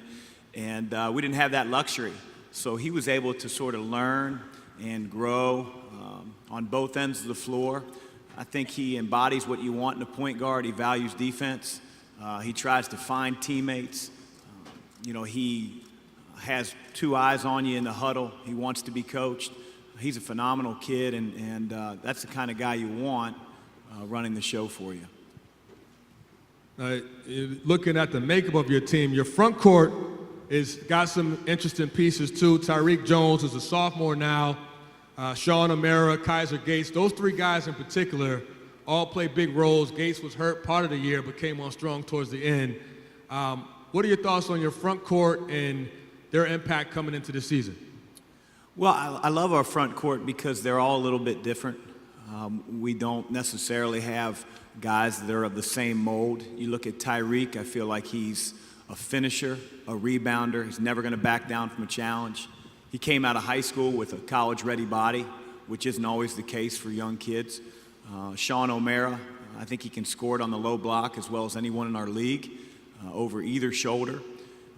You mentioned Kaiser Gates. He's a guy that can stretch the floor. He is much better shooter than I think his percentages indicated over 2 years. He's finally 100% healthy. He's been the best shooter in the preseason for us so far. And then you haven't even talked about Kerem Kanter, who I think fans of our league and fans of our program are really going to enjoy watching him play because at the 5 position, he's incredibly unique. He can shoot the three. He can pass it like a lot of guys from Europe can. He just has a feel that, for whatever reason, sometimes you don't necessarily see that out of American big guys. And, I think he adds a different element of that versatility we have in the front court. I've heard you say this in the past, the comment that you've always said the path through the Big East is through Villanova. And when you say that, obviously I know what that means, but as a coach, how do you conquer that challenge to knock Villanova off? Well, if I had the answer, we wouldn't be talking about the path goes through them. They have great players. Jay does a phenomenal job with his culture and instilling what's important. And when you play Villanova, you understand what they're about. And that's the challenge for not just myself, but every coach that's been up here. Because let's face it, they've been the standard of the league. We've all knocked them off here and there, but not consistently enough to become the champion of this league. And until someone does, and I think there's certainly some capable teams to do that, it's just talk. My last question for you is, as a former player at Xavier and now a successful coach at Xavier, I've always felt like Centos was a special place in terms of the fans. You got the fire flame going in the pregame. Always seems to be a kind of fiery environment, tough place for opponents to come into.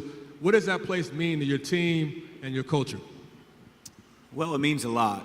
It's been one of the top 10 home courts in college basketball history. Out of 357 Division I teams, I think we have the 7th best winning percentage since 1999 when the building opened. And, Jay said it before, we don't have football. Our school years ago made the decision to put a lot of resources into men's basketball to be sort of the front porch to the university. And we do it the right way with graduating our players and trying to win games. And it's not as easy as it used to be being in this league, but we love our home court. It starts with our fans. They're passionate. They camp out. Our students do an amazing job. And, you have to have really, really good players, or it really doesn't mean squat where you play. I appreciate it, Chris, and best of luck this season. Thanks, Tyreek. Thanks, Tariq. Thanks, coaches. Thank you very much. If we could ask our players and our coaches to head over to their team tables. And right now, Creighton, DePaul, and Providence will go through the television interviews. Thank you.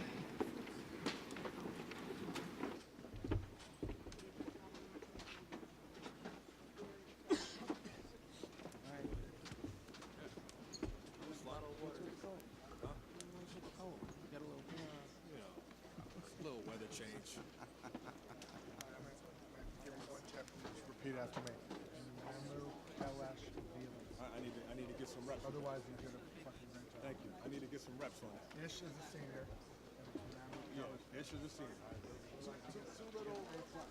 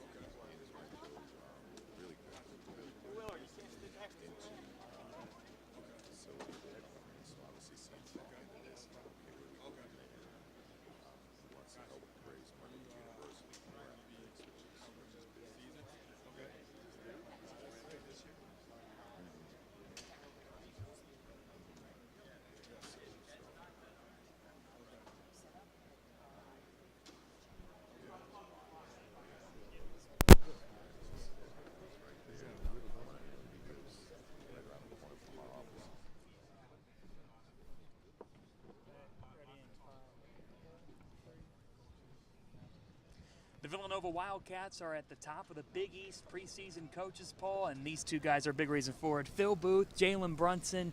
Brunson, the preseason player of the year. Jalen, how much fun is this day for you? This day is very fun. Just get here, see all the guys around the conference, see all the other coaches, get to mingle with them a little bit. And also here just to talk with the media and here with Phil, Mikhail, and Coach. We're definitely having fun. You guys are used to the pressure playing at Villanova, but Jalen, John said it, #1 at the top of the preseason poll yet again, and also Big East Player of the Year as a junior. Do you see that pressure start to shift to these shoulders? What we want to do is take every year at a time. We know we've had success in the past, and but we're really just focusing on the year coming up, and with the leadership from me, Phil, Mikhail, and even Dante and Eric Pascal. They've stepped in as great leaders as well. As long as we're teaching young guys the ways of Villanova basketball, that's all we have to focus on right now. Story of that 2016 national championship game leading up to the game-winning shot. You had a fantastic first half, the all-Final Four team member. Phil, last year I know that was tough for you, but how has your role in this program evolved to this upcoming season? Just sitting out, learning from those guys last year, watching them how they went. It was just a different experience, different perspective for me to watch the game. I saw it from a different view, and really appreciate your teammates and how much they do for you out there. So coming into this year with that whole year off, getting ready, and just really humble to get back out there. What can you say about the transition in point guard, because you watched Arch do incredible things, and how this guy has stepped up for you guys? It wasn't much of a drop-off at all. He came in right away with that just a willing to win, natural leader, and really plays hard and knows the point guard position very well. So coming from Arch to him wasn't much of a drop-off, and that's unfortunate for the team. Yeah. Phil, we missed you in the blue and white game. How are you feeling when it comes to playing? I'm feeling real good. Just started a little tendonitis over the past couple of weeks, but back to practicing now. So I've been feeling great, and can't wait to get back out there. And your role so vital this year, senior year, not only on the court but off the court. What have you been telling the young guys as you get this season started? Just try to get them ready. As JB said, we need those young guys to be along with us, and those guys are really ready to learn. Jermaine Samuels, Colin Gillespie, and Dada Crosby-Roundtree. Those guys are really willing to learn. So just trying to get them ready to go, and just need them in big-time games. So. Let's go rapid fire with Jalen, Brunson, and Phil Booth here on Shoot Around for Media Day. Jalen, you're an NBA general manager. You get to start your NBA team with 3 current players. Who is it? Oh, putting them on the spot. LeBron. Safe choice. Nice choice. Yeah, right out the gates there. I'm gonna go KD. I feel like you need a ball handler now. Yeah, who's the point guard? LeBron's the point guard. So oh, wow. LeBron got it. Going tall. Going tall. Tall ball, not small ball. I like it. You need a big down there? You go AD? I'll go AD. I'll go AD. Phil, I'll go AD. who you got? You can't take any of those 3 guys. Okay, what? I got Russell Westbrook. Okay. Pushing the tempo. I'm going to go with Kawhi. And then, you know what? That last one's tough. You know what? You don't really need a big. I'll take Paul George on that one. Where's Josh Hart on the? He has a long way to go. How do we think Josh is doing in Cali? You think he's embracing the beach lifestyle? Honestly, I think he's really been working hard. I've actually talked to him a couple times, and he's either coming back home from the gym or going to the gym. So he's really been working on his game, and he's definitely excited to be out there. But I mean, I don't think the LA lifestyle is what got to me, which is pretty good. So I mean, I'm excited for him, and he definitely has a bright future. One exciting thing that we're doing here on Shoot Around at Big East Media Day is we're making a Spotify playlist for the season from our stars. Okay. So what would you recommend? What would be on your Spotify playlist? I'll start with you, Phil. Go with some Biggie. You can't go wrong with Biggie. Biggie's always just going for the game, I think. So. I like it. I like some Biggie. Jalen? I'm definitely throwing Jay-Z on there. Okay. Jay-Z, that's my favorite. That starts the Spotify playlist. Starts with these 2 guys from Villanova. We're going to keep building it all day here on Shoot Around. Yeah. Thanks a lot, guys, for joining us. Good luck this season. Thank you very much. Phil Booth, Jalen Brunson joining us. You guys can head on back to the media table as we keep it rolling here at Madison Square Garden. We'll take a quick timeout and be right back on Shoot Around. All right, guys. Thanks so much.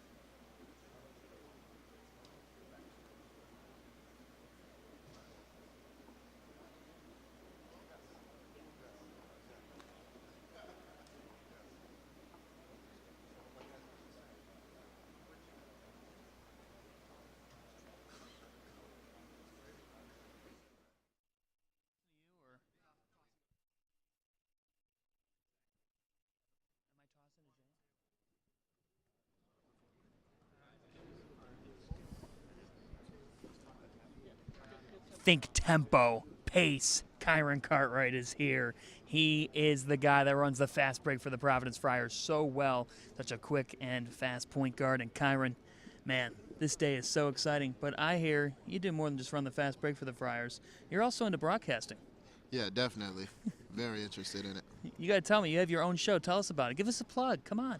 I've been fortunate to work with a lot of good staff, at Providence College, Arthur Parks, KJ Hammond, Nick Rojas, work in the office. They taught me a lot of things, and, I usually help them a little bit, whatever I can, making their videos. And, it just kind of inspired me to do my own thing. And, you know, now I have a little small show, Freshman Spotlight, and it's going really well. Who's the reporter that you look up to, a broadcaster? A lot of people. When I was growing up, Stuart Scott he was big. He was big for me. Booyah. I love Stu. He's the best. Let's get to your team here, and you guys have virtually everybody back. You welcome in a good freshman class. What is the biggest thing that you guys need to do to not only make the NCAA tournament, but make a run? I think what's most important for us is not getting ahead of ourselves. You know, not looking past any teams, you know, just taking it night in, night out, one game at a time. Just, you know, we have a saying that we use, just try to go 1-0 every night. What's the latest? I know that we're all thinking about one of your standouts in Emmett Holt. What's the latest on Emmett? I don't really know much right now. John Rock, Coach Cooley would know more than I would, but I talked to him the other day. Doing really well. You know, just keeping them in good spirits right now. Last year, you guys get off to a tough start in conference play. You were at 1-5 at one point. Why were you able to get past that and put together what was an incredible run? We felt that a lot of games that we played were very winnable for us. You know, it was just a lack of communication, a lack of discipline, a lack of effort, just small things that we could fix. Yeah. You know, it wasn't just because the teams were much talented than us, more talented than us, which, you know, the Big East has a lot of talent. But it was just we made mental mistakes down the stretch, and we just had to come together and fix those. When you think about the conference's depth of teams, but also players, I mean, the All-Big East first team has those 5 seniors, and there's just veterans all over. How do you get through this conference grind? You really got to take it one game at a time. Like I said before, every team is so good. You can be beaten at any day, any time, any night. You really just have to lock in and focus every night. So I asked you last month, and we had some fun with the Friars, if for Kyron, who he mimics his game after, it's Mike Conley. But if you had to start an NBA team, you get 3 players. Who are you picking? 3 players to start my team? Yeah. I would probably take Giannis. I like Giannis a lot. Like him too. That's a nice one. I'll take my guy from Long Beach, Jordan Bell. Yeah. Yeah, on the Warriors. Okay. Yeah, I'll go with that. And I'll take DeMar, another hometown guy from Compton. That's who I'll go with. Very nice. Favorite meal? My favorite meal, probably a barbecue chicken salad. Oh, man. What else is in it besides the chicken and the salad? What are we putting in it? Usually it depends what kind of area I'm in. Like normally in California, you know, it has little tortilla strips, cheese, jicama, cilantro. Yeah. Little of those things. Pre-game playlist. We're doing a Big East Hoops Spotify playlist throughout the season, so I need your submission. A song? Yeah. Or an artist? Song or artist, whatever you want. It depends what type of mood I'm in. Yeah. You know, when I'm trying to get, you know, hyped up, usually a Meek Mill, NBA Youngboy. Usually when I'm more relaxed, just trying to focus in, I'm a big Jay-Z guy. Let's turn to, let's stay off the court here, vacation destination. You brought up California. Is that your go-to spot or? Nah, vacation destination. We had fun down there in Sandestin in Florida. Nice. That was really nice out there. I'd take another trip back down there. Hit the beach? Yeah. Yeah. Water is very clear. Sandbar went out for about a mile. It was beautiful. Best dancer on the team? Best dancer on the team? If you ask different people, it'll vary. For me, I'm going to say Malik. I like Malik. Yeah, I like Malik. Any reason why? Malik can dance. He's a good dancer. Yeah, playing here at Madison Square Garden, to have that opportunity, you have an expectation coming into Providence, but every year when you come back here, what's the emotion? It's just, you know, this arena is very historical, has a lot of meaning behind it, you know. It was the mecca of basketball, you know. Growing up as a kid, you would hear everybody talking about, you know, just dreaming of playing a game at the Garden under the lights. And to actually grow up and live that dream is really amazing. Let's break down your suit game here today. What went into this? Because this is quite the selection, folks. Very elaborate out of Kyron Cartwright, as expected. So our suits are custom made. So, you know, we picked every detail about it, you know, from the lapel color to the suit color, you know, the pocket square. Detailing on the inside is the same color as the pocket square. You know, has my name on it on the inside. You know how. He's winning the suit game right here. He is winning the suit game. Coach, you follow your coach. Coach Cooley often has a three-piece. Yeah, I don't have a three-piece, but he likes a three-piece. You're good here. You know he's fired up when he takes that jacket off. That's the best moment for the Friars. I mean, sometimes it could be when he's fired up for the wrong reason, but you get fired up with that. Though. Yeah, and you love a fired up Ed Cooley. Tell us, plug your show one more time. My show? Yeah, the Freshman Spotlight. We do a freshman spotlight, Providence College, with the help of KJ Hammond, Nick Rojas. It's usually weekly. We try to release the videos on Friday. If the schedule doesn't work out for it, we do it as soon as we can. Coming out with a men's soccer video pretty soon, so that'll be a good one. Stay tuned. The next Stu Scott right here. I'm telling you, my man. Can't wait for you to run the floor this year. Thank you. Thanks so much. Kyron Cartwright with us now. We pause here at Madison Square Garden. Big East Media Day is just getting started. We've gotten the Friars and the Wildcats. More to come here on Fox Sports Go, the Big East Facebook, and Big East Twitter. Our global society faces complex issues that demand action. At Villanova University, faculty and students wrestle with real-world problems. Knowledge gained in classrooms is applied to find real-world solutions. And strong in-country partnerships turn ideas into meaningful change. Villanova's rigorous academics provide the tools. Our Augustinian values fuel our passion. Ignite change.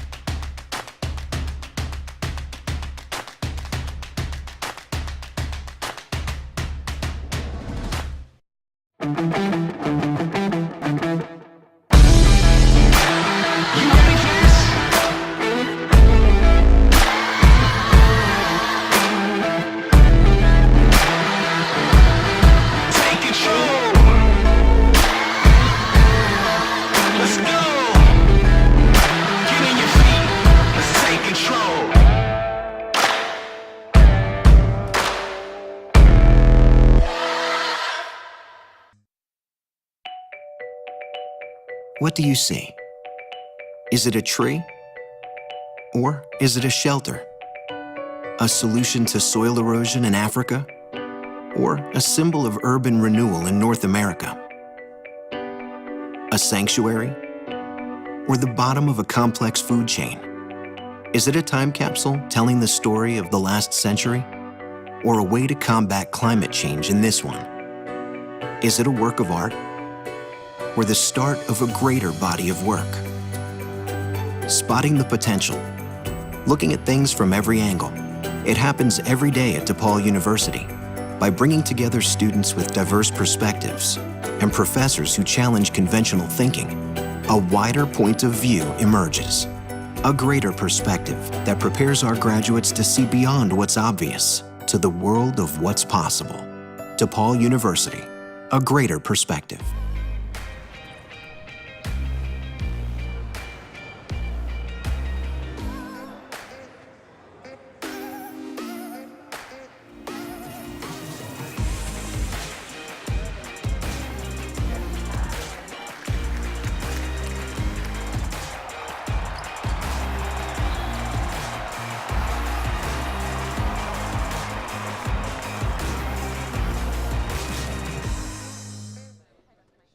Back at the Garden here on Big East Media Day, and I'm standing with a man who needs no introduction, Bill Raftery. When you think Big East basketball, you think Bill Raftery. Coach, you wouldn't miss this for the world. This is Big East hoops kicking off. It's unbelievable. Think of it as the 5th year of the conference. I mean, of course, it goes way back to '79, but you know, this unique group of 10, just to see what's transpired and have them play here. What I get a biggest kick at is the media likes coming here without an event. I mean, it's just it's one of the I think, most impressive turnouts I've seen in recent years here. So it's a delight to be part of it in a small way. The conference continues to grow. You said in the 5th year, what are some of the storylines that stick out for you as the conference continues to take steps in the right direction? You know, I think the addition of the Midwest schools was pretty exciting. You know, the Butler, DePaul, and then, of course, Creighton, them coming in and they're putting their arms around this conference as much as they did. I know DePaul has struggled, but it's one of those, how is this going to transpire? Is it going to go away, or are they going to try and beat it up? And even with St. John's starting to be better, and Georgetown, a new road ahead, and DePaul trying to get it going, the league still has survived. And you know, the national respect is extraordinary, and you know, Villanova certainly helped winning that championship 2 years ago. Doesn't hurt. But you know, getting 7 teams into the NCAA, it's incredible that it can happen. But it also tells you the respect for the programs in the conference. You mentioned 7 teams in. One of those schools that didn't make it, Georgetown, and you mentioned the school in D.C. They went out and hired a relatively unknown guy. How do you think Patrick Ewing's going to do with the Hoyas? Well, you went to Syracuse. I did. And I did. They didn't like him at Syracuse, you know, for the right reasons, you know, because he was such a great player, and that rivalry was one of the, you know, the sort of the foundation of the old Big East. But, you know, it's interesting. Jeff Van Gundy was in New York a couple of weeks ago, and I was with him, and he was going down to Washington to spend time, watch practice, and talk to the Georgetown team. And he was saying, says, you know, his mind offensively, you know, he's 15 years as a coach in the league, and all they do are run plays, which is, you know, the NBA, they're so good, things happen, you don't realize all the time and effort to get them in formation and to get them in position to do well. So part of his sort of labor will be, you know, acclimate yourself to the different defenses, you know, the changes, the nuances. So hopefully, if they can get players like Patrick and those other great centers, Alonzo and Dikembe, all of a sudden they will be back. But it's exciting because he just brings stature, name recognition to Georgetown, and hopefully they'll, you know, get back to where they once were. Butler is Sweet 16 a year ago. They've got a new coach, LaVall. Jordan, you said you've known him for a long time. How can the Bulldogs continue to build on that success? Well, they're so good at home. That's certainly an asset. But they have a Butler way, which everybody talks about during the course of a year, where you know, certain demands of players, you know, value the ball, don't foul, you know, be solid on the defensive end, don't give up easy baskets, and he'll continue that. And they do have some returning kids. Of course, Travis leaving certainly hurts them in a way, but Brock was out all last year as a kid who's worked hard. So they're just, I think they've got that great advantage. That building is one of the best in the country, and they're tough-minded on the road. So, you know, Baldwin is a premier guard, and, you know, they've got some great assets. And we haven't even mentioned Seton Hall yet. The Pirates picked number 2 in the preseason poll. This could be the year. Reminds me of when I was at Seton Hall. You know, I was one of those guys that hated the advance. The preseason poll. Oh, yeah, because I was usually the guy that was 10th, or in those days 12th, whatever it was, 9th at first, then 10th. But Kevin's done an unbelievable job, and you know, sometimes you overlook the lack of facilities that he might have compared to some other programs, but he has worked hard. He's done a great job. They've always been good defensively, and now they've got returning kids who were, you know, sort of tinkering with the NBA and stayed. And once you have juniors and seniors, you're going to be a tough out, not only in the league but in the NCAA. All right, we could spend all afternoon with the legend Bill Raftery, but we got to get back to the set. John Fanta standing by with a couple of Creighton players. Bill, thanks for joining us. We'll see you all season. Look forward to it. Have a good year. Awesome. Thank you.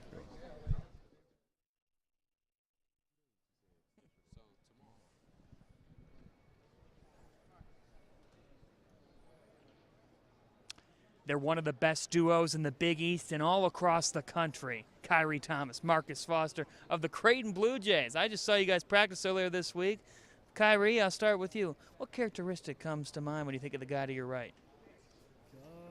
I'm gonna be nice about this. Oh boy, no, let's be blunt here. I mean, Marcus, when he has the ball in his hands and you're kind of moving without the ball, I mean, he really either can find you or he just know where you're going to be. So I'm usually wide open when he has the ball somehow, because they're probably like the defense is probably always focused on him, so that gets me like probably a wide open shot.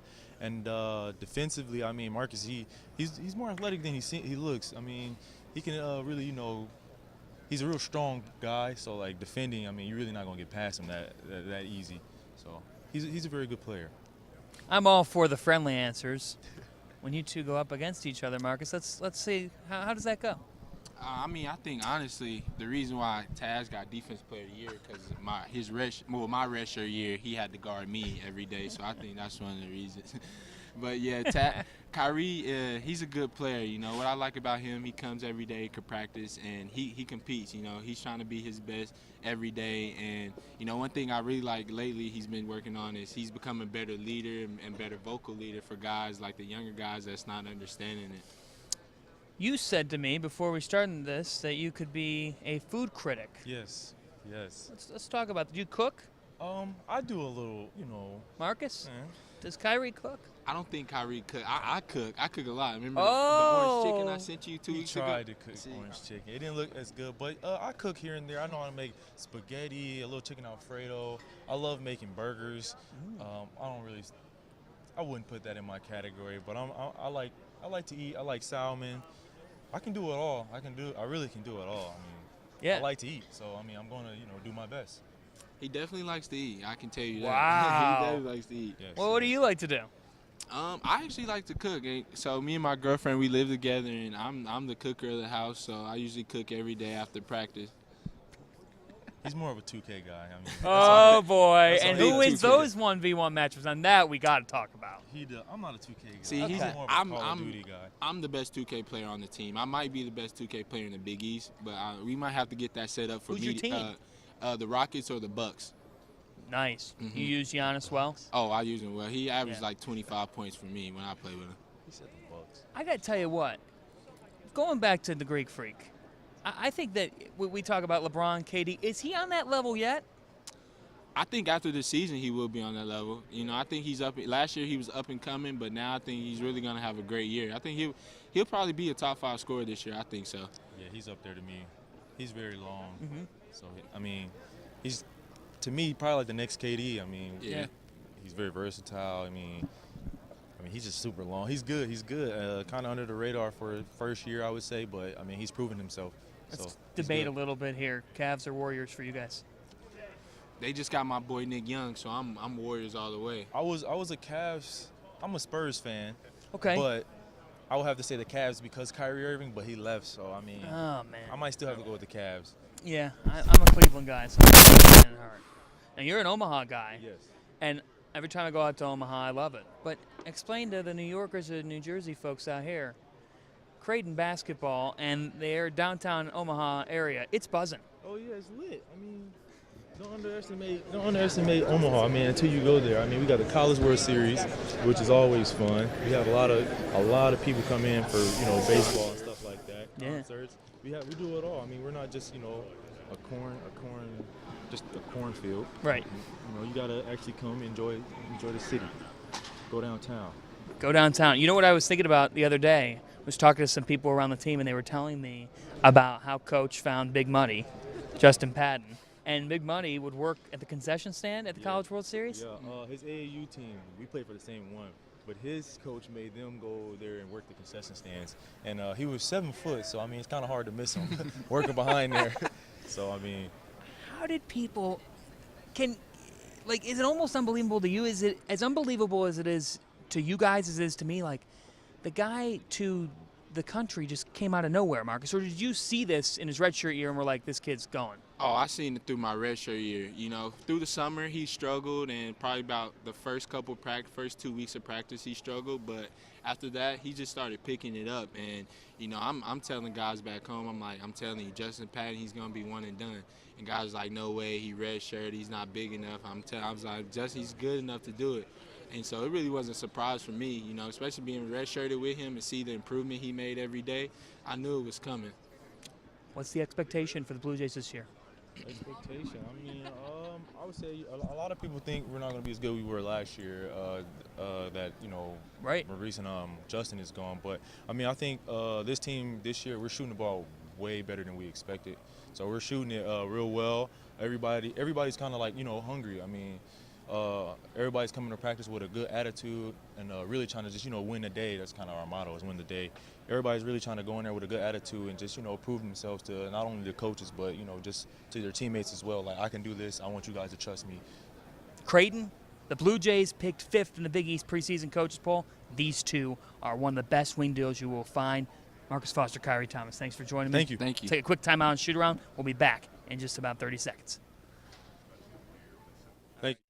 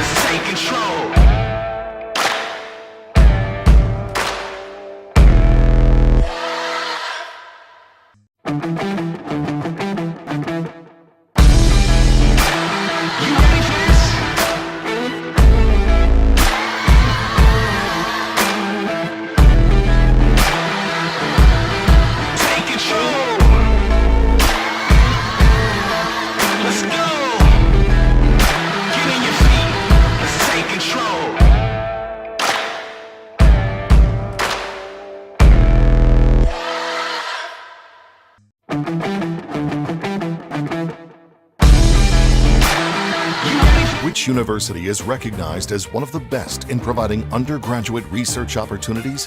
Which university is an innovative leader in health sciences and business education and was named the top university in the Midwest 14 years in a row with more than 100 academic programs to develop your passions? And which university has a campus community engaged in social justice and service to others in our local neighborhoods and across the globe? This is more than an education. This is Creighton University. Back here at MSG, Big East Shoot-Around, live from the Garden on Big East Media Day. Rolling along, Jay Alter here, and we are joined by the Xavier Musketeers big men, Kerem, Kanter, Sean O'Mara. Fellas, thanks for coming on. And Kerem, we'll start with you. Busy offseason for you. You transfer into Xavier. Your brother Inez gets traded to the Knicks, so this is his home court right now. How has it been taking it all in and transitioning to life in Cincinnati? Obviously, it was a tough decision to come to Xavier when all of these schools trying to recruit you and throwing what they have at you. Picking Xavier was, I think, the best choice, and I'm excited for our season to start. And as far as my brother, I'm excited for him to have a bigger role for New York, and this is my first time in this arena, so I'm looking forward to it. This is your first time in the Garden? Yeah, so I'm looking to watching him playing here, and obviously him having a bigger role. Yeah, you'll be back here probably to watch your brother a couple of times. I know you'll get busy yourself during the season, but you'll make your way back. Yeah, I mean, I'm excited. Obviously, this arena is one of the world's most famous arena. Yeah. Yeah. Sean, coming off an Elite Eight appearance a year ago, how has the group spent the offseason reloading for hopefully another successful year?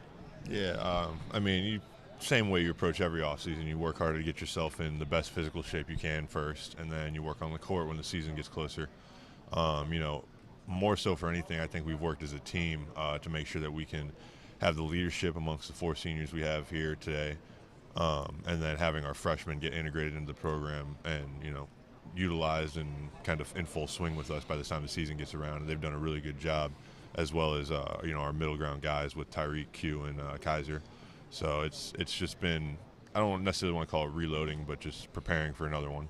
I was with you out in San Jose covering the team for the Big East Digital Network, and you had a huge bucket in that Arizona game. How many times a week do you close your eyes, take your back to San Jose, and picture that going through the net and sending your team into the Elite Eight?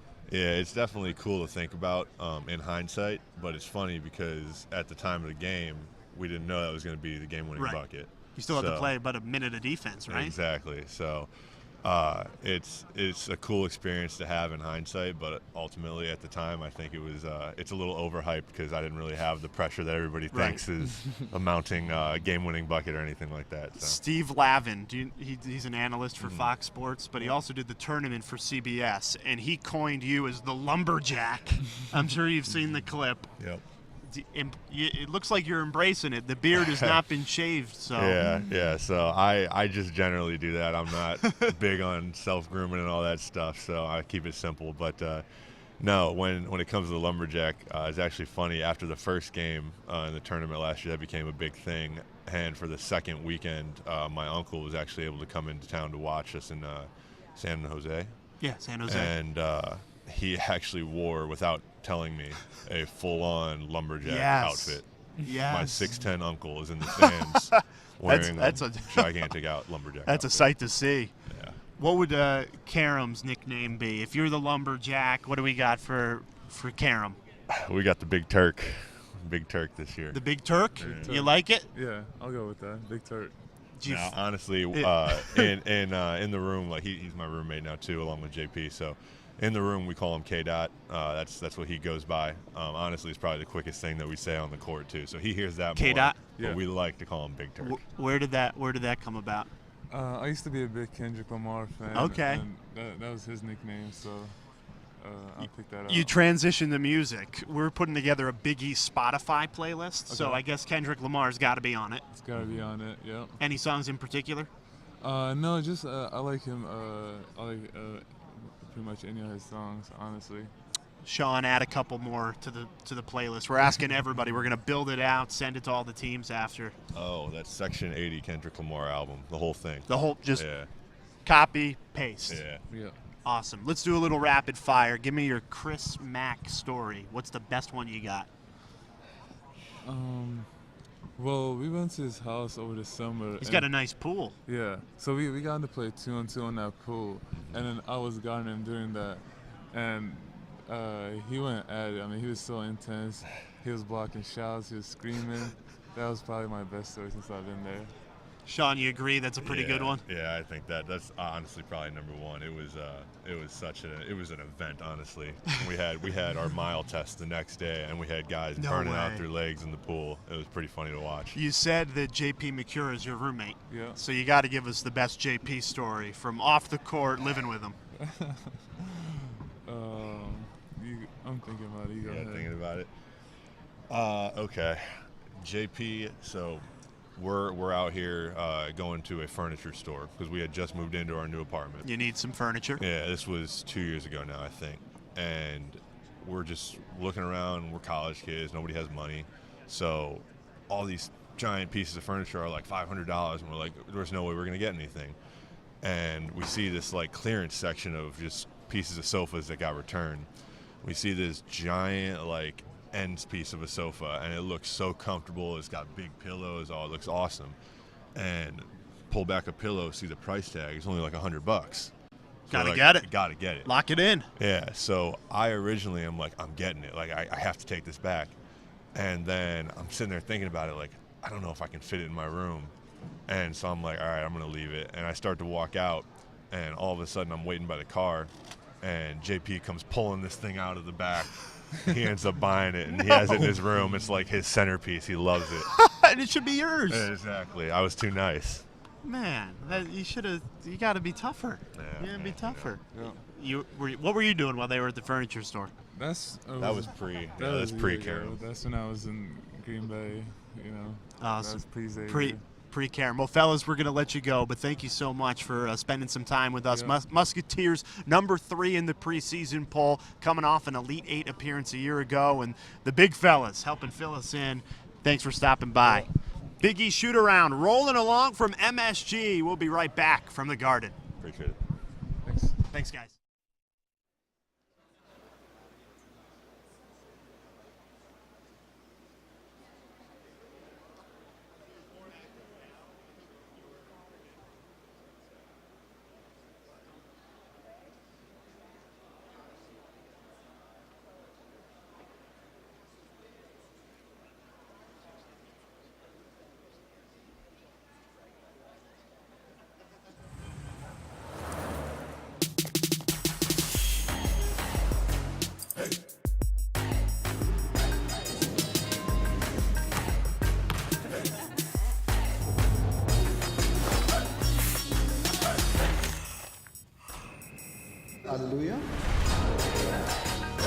And this is just one night.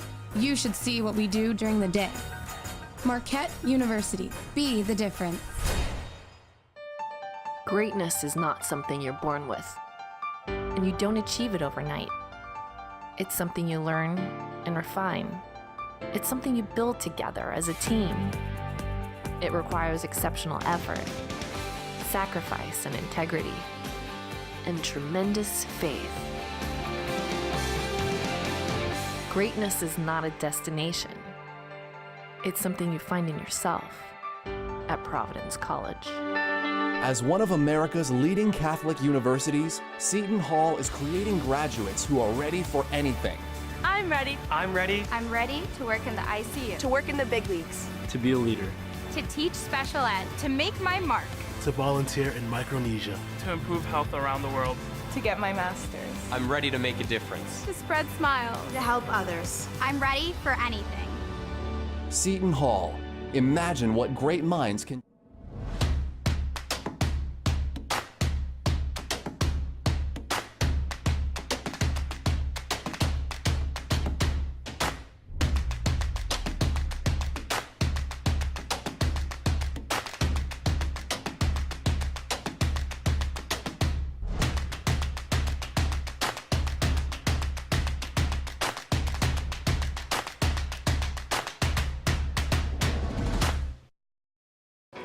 Our global society faces complex issues that demand action. At Villanova University, faculty and students wrestle with real-world problems. Knowledge gained in classrooms is applied to find real-world solutions. And strong in-country partnerships turn ideas into meaningful change. Villanova's rigorous academics provide the tools.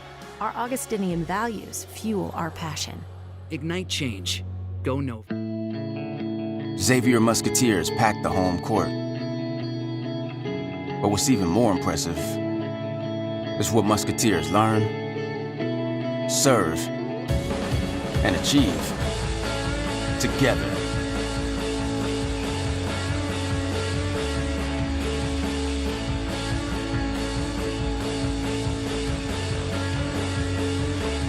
Xavier, all for one.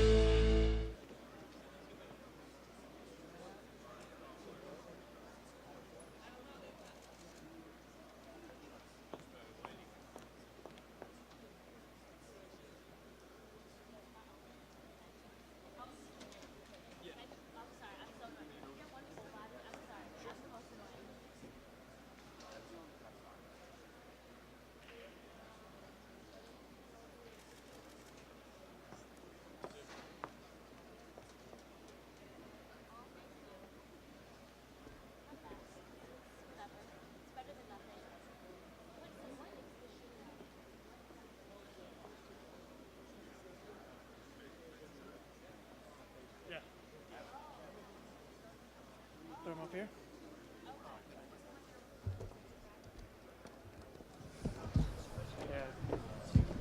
He's in the FS1 studio all season. He's on the floor of the Garden during the Big East tournament, and he's got a lot of experience on the sidelines as well. Former St. John's coach Steve Lavin, who now is on FS1 with Stoner and everybody else. Coach, I missed out on Stoner's visit. I wish I could have been back with you guys. Looked like you had a lot of fun. He took over the studio. Yeah, he has that tendency. He just can't help himself, but a real talent in many respects. What does a Steve Lavin summer look like? What'd you do over the summer? Well, I transitioned up to Northern California, the Bay Area. My mother has had some health challenges, and so as a family, we've kind of rallied around her. She's 84 years old, and she raised 6 children, but she's had some issues that started with her aorta heart valve, and then it's been complicated since. So that's really been the off-season, is focusing on Mom. Well, she is in our thoughts and prayers. Thank you. You go from California to New York. If you had to choose one, I know you love them both. Yeah, for different reasons. I've been fortunate. My 4 stops have been born and raised San Francisco, and then was in Southern California for college. Did have a 3-year stint with the Boilermakers in West Lafayette. That was my Midwest stop. And as you know, New York City with the Johnnies. And there was a stretch there of 12 years with UCLA as well. I'd say that New York and San Francisco are my favorites. Los Angeles I enjoy for the weather. Bay Area is home. And then New York is really just incomparable in terms of energy, kind of that intoxicating or stimulating aspect of the Big Apple. Nothing like it. I saw you over the summer, I can't help but say it, on Twitter. You tweeted out 10 camping destinations for folks in California. Where did that come from? Have you camped? I'm not sure. Was it, oh, I know, it was Kirby. Kirby. It was, let's see, Kirby Cove. Okay. I think it is, Yeah. which is in the Bay Area. And I'm not really an expert when it comes to camping. You threw me for a loop there. But there is a place called Kirby Cove that's underneath the Golden Gate Bridge. Remarkable views. It's on the Marin County side, Sausalito, Marin Headlands, just to give a little frame of reference there. And the views back to San Francisco and looking up at the Golden Gate Bridge are spectacular. It's kind of the gateway of the bay as you come into the San Francisco. We're at the gateway of the season. I'll segue. We are. Beautiful. And this conference, 7 NCAA tournament teams from a year ago, when you think about what it was when it first reconfigured to what it's done in these first 4 years, what comes to mind? Well, really impressed with how Butler and Xavier and Creighton have really, in many respects, strengthened our league. And I think that was the concern when you go back and look initially at realignment because of the number of quality programs that we are losing in that restructuring of our conference. And ironically, it's been Xavier's runs, the Elite Eight last year, Creighton with some very successful seasons, and Butler, last year Sweet 16 and making the NCAA tournament on a regular basis. So, that Midwest and even a little farther west, when you look at Creighton, has made a big difference because there's been some years now where Georgetown has struggled some. I also think that Seton Hall, the way they've stepped up under Kevin Willard and company, has helped this conference. We know Villanova, year in, year out, has been an elite program, and they've really carried the torch in terms of, winning a national championship and making deep runs in the NCAA. But those Midwest schools that joined our conference have really helped kind of bolster the credibility of the Big East. Where does Share the Sugar come from? Well, 6 children, big family, and so it was important when you grow up in a big Catholic family that you share the sugar at the breakfast table, and that you share everything for that matter. Right. Because my parents were educators, so you're trying to stretch the dollar as far as you can with 6 children. You ready for the season? Share the sugar. I am. Looking forward to it. Yeah. Some hashtags are going to be strong, right? Tremendous Big East. Yep. Try and get the hashtags going as well. Sharpen that up. I'm not in mid-season form yet, but it's early. So. Stone's tweets are really short. Like, you do a nice job of maximizing Sure. the characters. Yep. And the good thing about the short Stone tweets is they're cryptic. There's a little suspense there. It's almost like haiku poetry, and it makes you think, right? The natural existentialist in someone is drawn out. Coach, thanks for your time. I can't wait for the season. Always a pleasure. We'll do it again. Coach Steve Lavin, he joins us now. Coach, we'll be on FS1 throughout the season. We'll take a quick timeout. We're coming back with the Butler Bulldogs.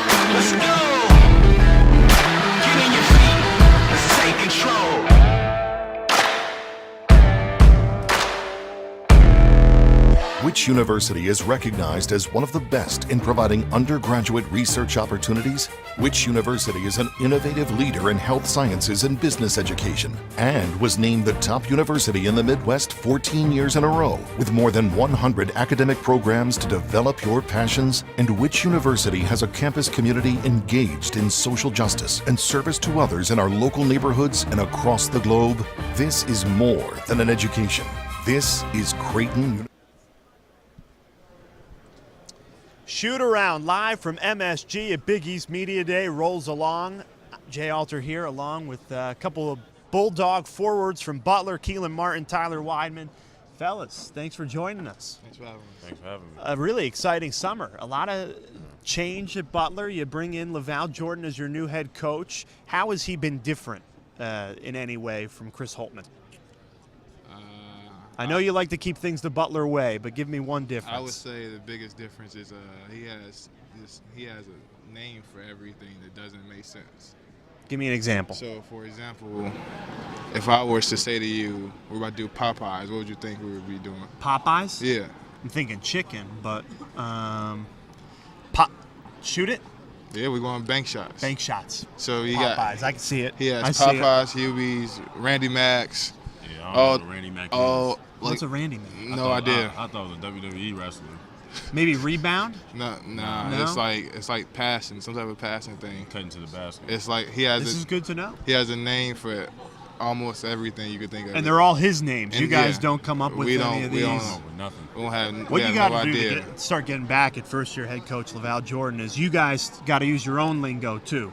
Like, coach, we're gonna go. This is terrible. I should have had one ready. Bulldog it. No. Okay, that's fine. No, that's fine. We'll move on. Kelan, you're not impressed. I'm impressed, but I mean, he does have a lot of lingo. So yeah, he has a lot. There's a lot of fill in the blanks. That's so accountability builds, and he says what we have to say commitment. Got it. Unity builds strength. And we move in airtime. When he first asked me that question, I did not know what that meant. I said airplane mode? Yeah, so he has like core values. Fill in the blanks. Yeah, he has a lot. Now, Butler probably had the best offseason of any team in the Big East. You guys took a trip to Spain. What was the best part about being overseas for about a week and a half? Women. The women? Beautiful. Beautiful women. The beaches? The beaches. That's where the beautiful women are? Yeah. Yeah. We did a lot of tours. We saw a lot of stuff you see like in movies and TVs. We went to a bullfight museum. A lot of cathedrals. Yeah. You saw a bullfight? Yeah. No, we didn't see a bullfight, but we went to the Coliseum. Yeah, we went to the Coliseum. Very cool. Nice. Yeah, we saw like the... Food-wise, what are we talking here? A little different from the indie cuisine, right? Yeah.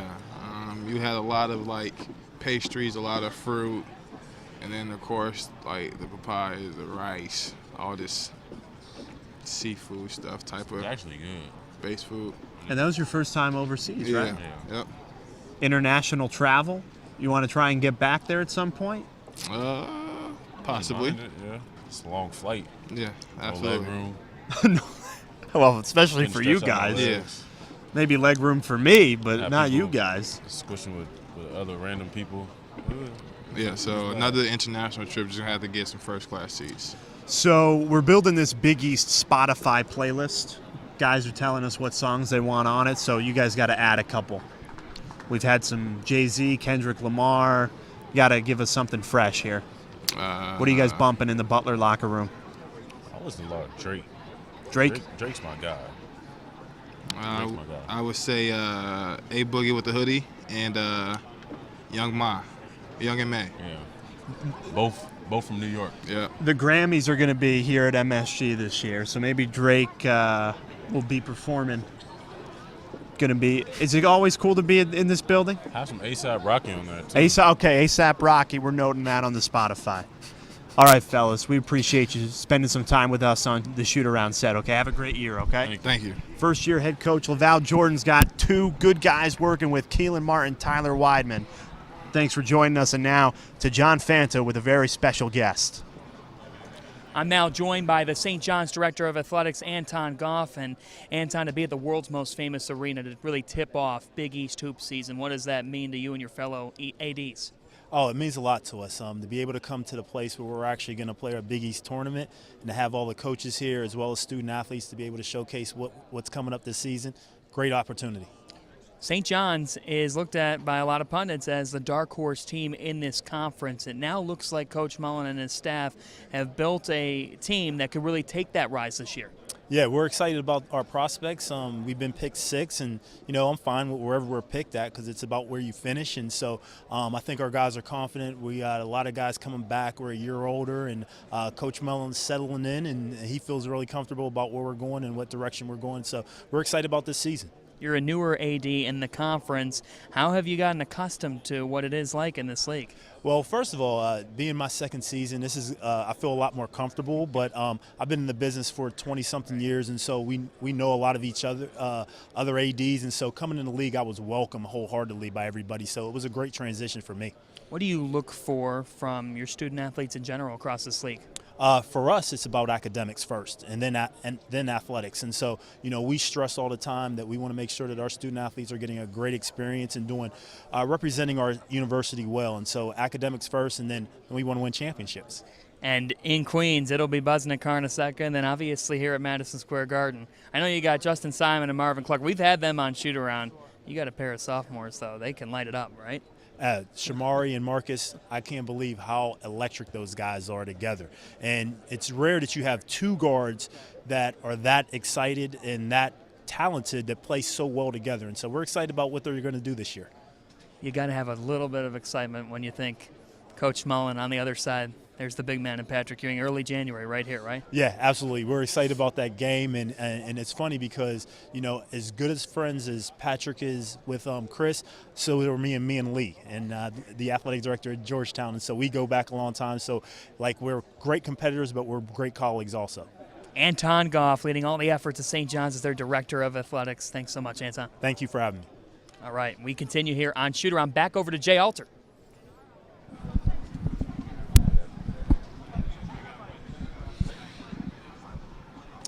Thanks, John. Here on the shoot-around set with Georgetown Athletic Director Lee Reed. You got to be still recovering, Lee. You had a men's basketball coaching search, a women's basketball coaching search, and you come away with Patrick Ewing on the men's side. How exciting was it to bring Patrick back to Washington, D.C. and Georgetown? It was very exciting, and thank you for that. Thank you for having me. We're really excited to have Coach Ewing back on the hilltop where he calls home, and we're happy to have him. He's hit the ground running, as they say. He's doing a remarkable job with his vision in rebuilding our program, and we're really excited about the future of the Georgetown program. That first conversation you had with Patrick, take us inside. He's a Georgetown, legend. Yeah. Yeah. When you had the opportunity to talk with him for the first time and map out the vision, what was that conversation like? So for me, it was all about, I had known Patrick when I first got to Georgetown 8 years ago, but I knew him as the icon for Georgetown basketball, as a top 50 NBA player, as a great New York Knick, and all of those kinds of things. I also knew Patrick as an alumni who had a son and a daughter go through Georgetown, and he's just a great guy to be around. The interview process was interesting because then I had to really think about Patrick as the CEO of our men's basketball program, as the head coach of our basketball program, and he did a phenomenal job laying out his vision for the program, where he wanted to take it, how he wanted to get there, style of play, recruiting. So we went through all the nitty-gritty of an interview process, and I was really, obviously, at the end of it, extremely impressed with how much he was focused on it, how much he had thought about it, his vision for where he wants to take our program, which, on his 4 years at Georgetown, we're probably for the best of any program in the history of college basketball. Completely agree with you. That's sort of the bar, but he's really focused on getting us back there and doing it the right way. Does it ever get old walking through the halls of Georgetown and you see, oh my goodness, Patrick Ewing is actually back as our head coach? Yeah. No, that never gets old, and it's more fun to watch other people's reactions to him being on campus when he's trying to conduct business on campus, and parents and students want to rush over and talk to him.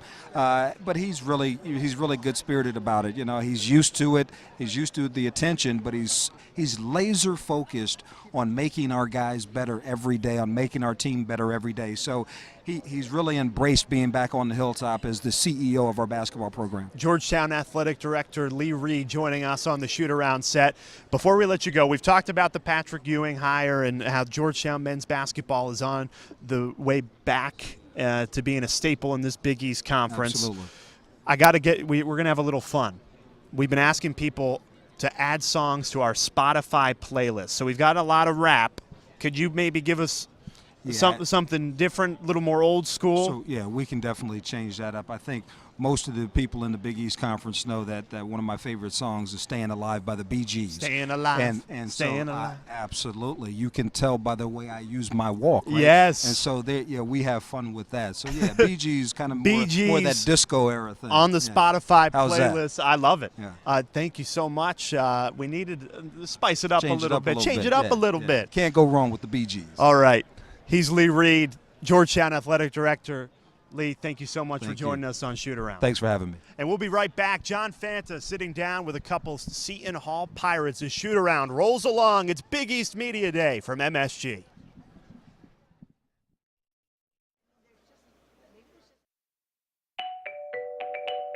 What do you see? Is it a tree? Or is it a shelter? A solution to soil erosion in Africa? Or a symbol of urban renewal in North America?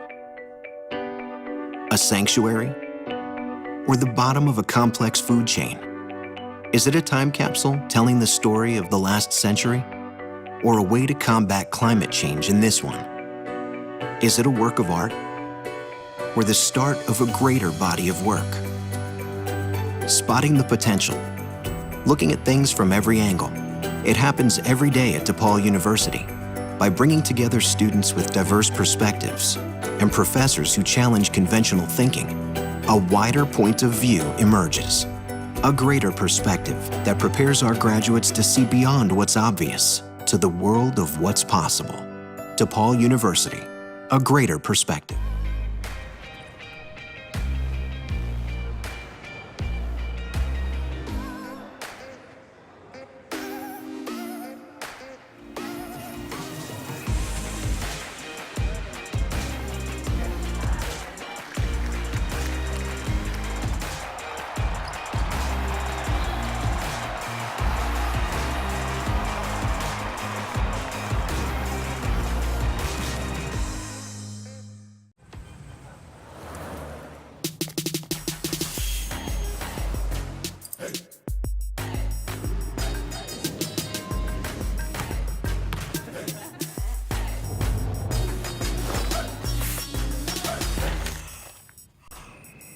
Hallelujah.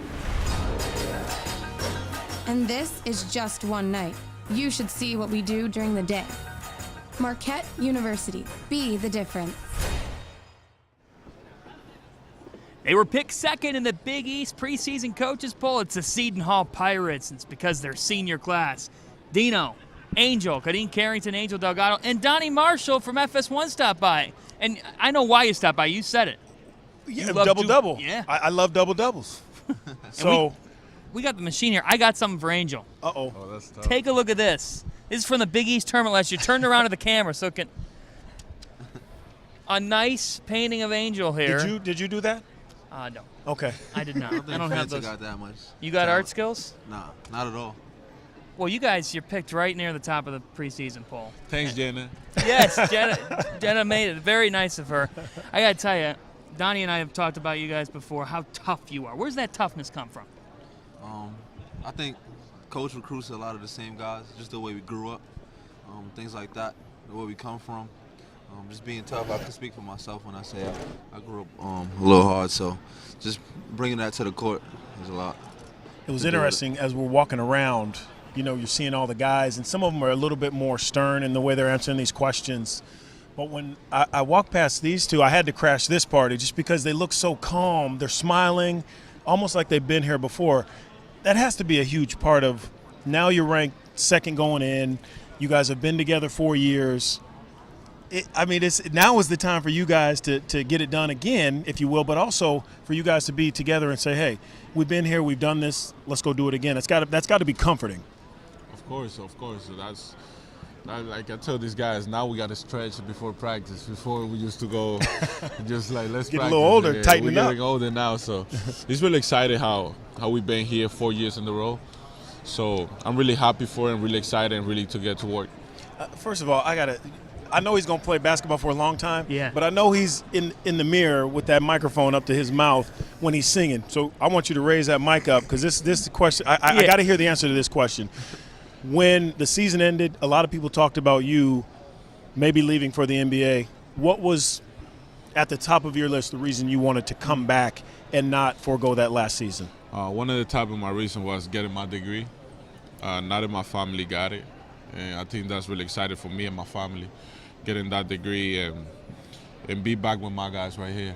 We start something and we finish it. We finish it together. Did you have anything to do with telling him, listen, text, call, and talk and say, we need you back, come back? Yeah, me, him, and Desi had a group chat. You know you're messing with his money because he came back because he was going to get paid. Yeah. Now you're messing with his money, so you better make it worthwhile, right? Still gonna get paid. I think there's money Okay. I trust my guys. Just a little further down the line. Yeah, exactly. And a big difference for you guys, and you're trying to now make a run in the NCAA tournament. You take over at point guard really full time. How has that gone? It's been going well. I feel like last year I kind of put a lot of pressure on myself to be like the typical point guard. But if you look at all the point guards today, like Westbrook, Harden, and those guys, Steph Curry, they're scorers, but they still get their guys involved. So I just kind of look at that and try to pad my game after that.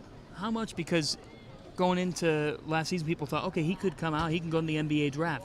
But the traditional big man in the NBA is it's changed. So how much have you tried to maybe evolve your game around what they're looking for in the pros? I work a lot in my jump shot like this past summer. That's all I did. I didn't go home at all. I went home and was to just play the national team, to be able to be with guys they older than me. So I work all summer in my jump shot and my footwork. Oh boy! Be able. There he is. Like a dunker from behind. Look Donnie. at that. I dunked an angel in practice about 2 weeks ago. Say it again. Why are you talking about that, bro? I dunked him on a fast break, you know what I'm saying? He tried to jump me. Had to put him in the rim. He lying. Don't lie, bro. He lying. I dunk on him and he fall. You dunk on him. And Hold he on. fall. Everything's on video. We got to have some video somewhere. I dunk on him and he fall, yes or no? Yeah, he did. Thank you. Oh, they're putting you right in the middle, man. They're putting you right in the middle. Don't go there. He know. Who's the funniest of you three? The funniest? Yeah. I don't know. It's a tie. Yeah, it's a tie. You know, It's it's a very tie. competitive. Who's the best singer? Me. Why did I put the mic? I knew he was going to say that. That's why I put the mic. I can do a lot of different things, you know what I'm saying? I can sing it up, you know what I'm saying? Oh, you can't you're come on our well-rounded, huh? set. Yeah. Nah. You can't come on our set, say you could sing something and not do a line. What you want to sing, though? I'm going to let you pick. I don't know. Something you love. What's your favorite? What's your favorite? You know what I'm saying?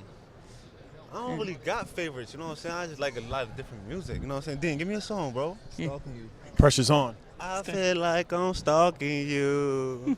I swear. Yo, bro, I'm telling you. Yeah, you got to leave. He was stalking us, actually. Yeah, he actually was. Perfect song. Perfect song. I mean, we are pumped for Seton Hall basketball and Big East basketball. What about this team makes you think that this can be the year that Seton Hall doesn't just make an NCAA tournament appearance, but can make a run? We got a lot of options this year. I think the team got a lot of options. We got more bigs, more shooters, more guys that can do something in the gym. They can do more than what we have before in the years. So I'm really excited for this thing. And it's a lot of stuff that we got to prove on. Yeah. We got to prove on a lot of stuff. We cannot say, oh, we one of the best teams in the country, one of the best teams in the Big East. And Big East is not one team that you can say, oh, we're going to beat this team by 20 or we're going to win this game easily. Everybody here is tough. Everybody here want to win, and that's really exciting how the Big East. Yeah. You know, we always ask you how you have worked on your game, how you guys have changed over 4 years. How has Coach Willard's style changed with you three, I guess, in particular, and how he approaches, whether it's practice, whether it's games, taking care of your bodies, the classroom, whatever it is? How has he worked on his game in your 4 years? I mean, I think now he kind of lets us make decisions for ourselves. You know, he knows we're getting older, we're on our way out. So he lets us talk to the younger guys. He kind of lets us do more in practice. But at the same time, he's still on top of us, getting our bodies right. But at the same time, he don't really need to do that because, you know, we focus on our stuff ourselves. So What about you, Angel? What do you think? How's it changed for you? I think he don't change with me. He don't call no fouls in practice with me. He don't. Oh, he don't call any fouls for you in practice? No fouls huh? for me. People can hit me in the head, hit me in the face. He just look at me and say, "What?" So he been like a dad for us, in my opinion. He's like a dad for us. He's always been there. Everything we need, everything we got to do, he's there. Yeah. He's there. He's always there. So leaving him is going to be tough. But that's why I came another year, so I can be another year with him too. So I gotta keep listening to his grumpy. He's always that guy always got something. He's like, oh. He always hurt. Always his hurt. Knees, He always hurt. Always something. One day he come like, oh, my knee. The other day he's like, oh, my shoulder. He's like, oh, my hip. So different part every day. Yeah, it's funny how Coach is, and he's really excited, and I think that was one of the best decisions. He coaching me that I take my whole life, so I'm really excited to be with this guy and keep listening to him every day, yelling at me. Good. It's always something with Seton Hall. They're going to play a big factor, a nightmare for the other coaches in this league. Kadeen Carrington, Angel Delgado, and an appearance by Desi Rodriguez and Donnie Marshall. You'll see him on FS1 this season with these guys as well. Guys, thanks so much. Thanks. We'll be back on Big East Shoot Around from the Garden.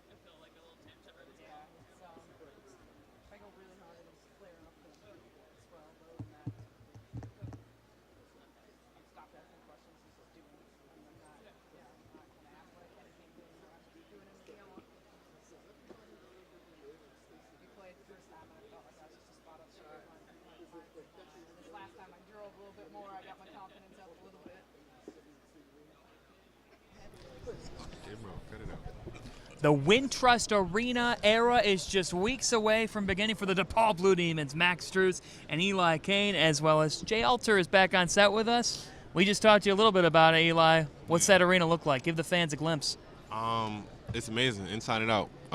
We got a chance to look through the whole arena, the new locker room, the new weight room, the film room. Then we got a chance to have our open practice in front of the fans.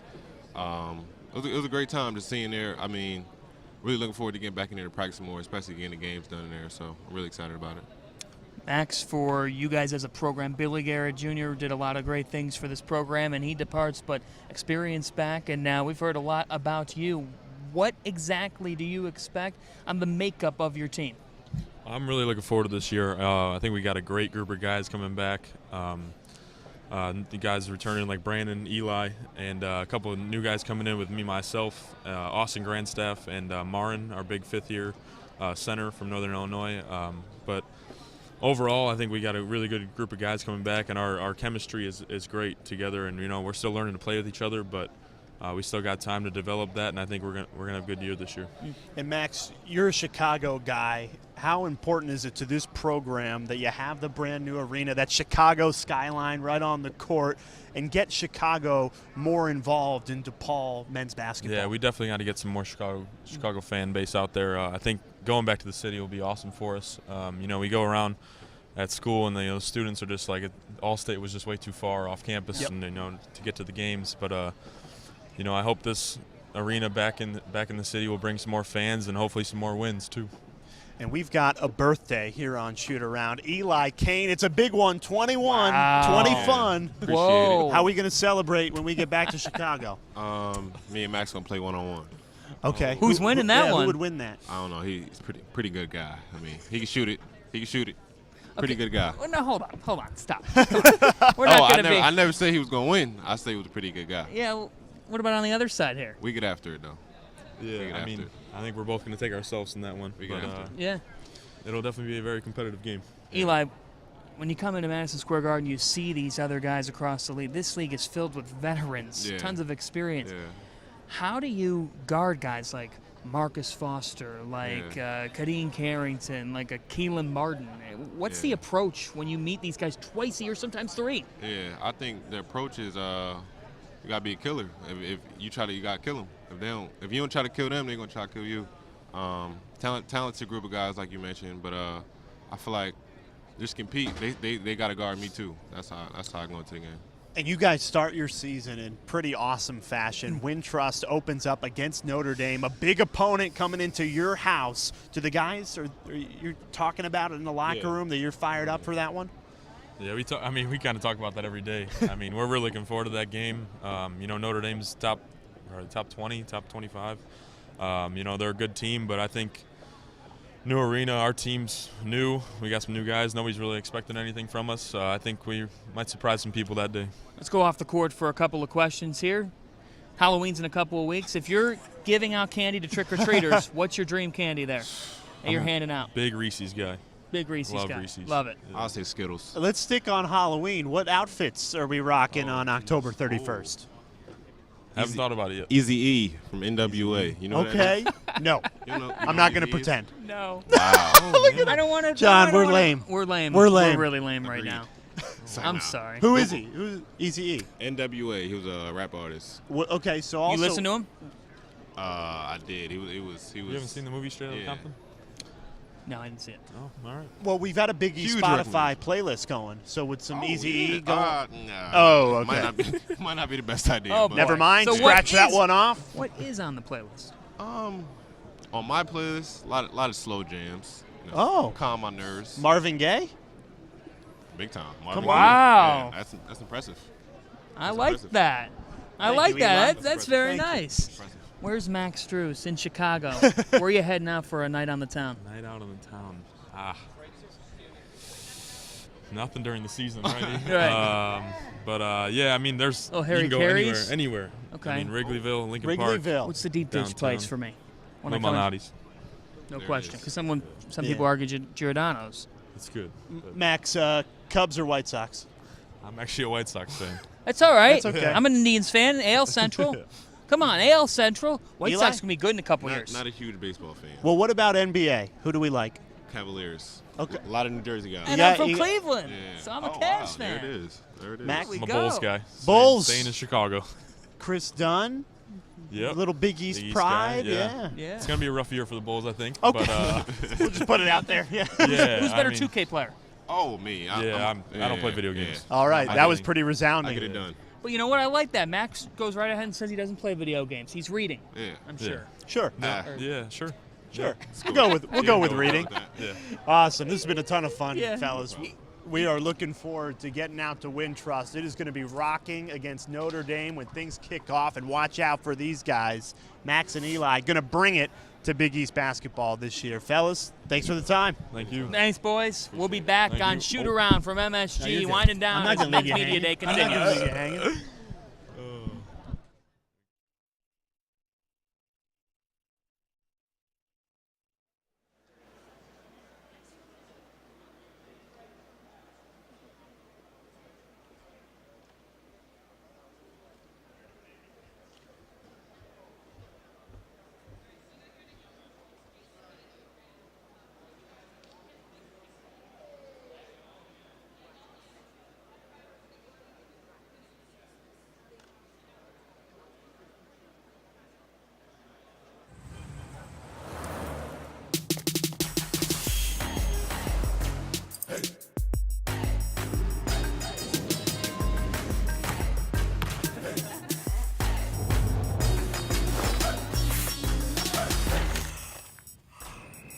Hallelujah.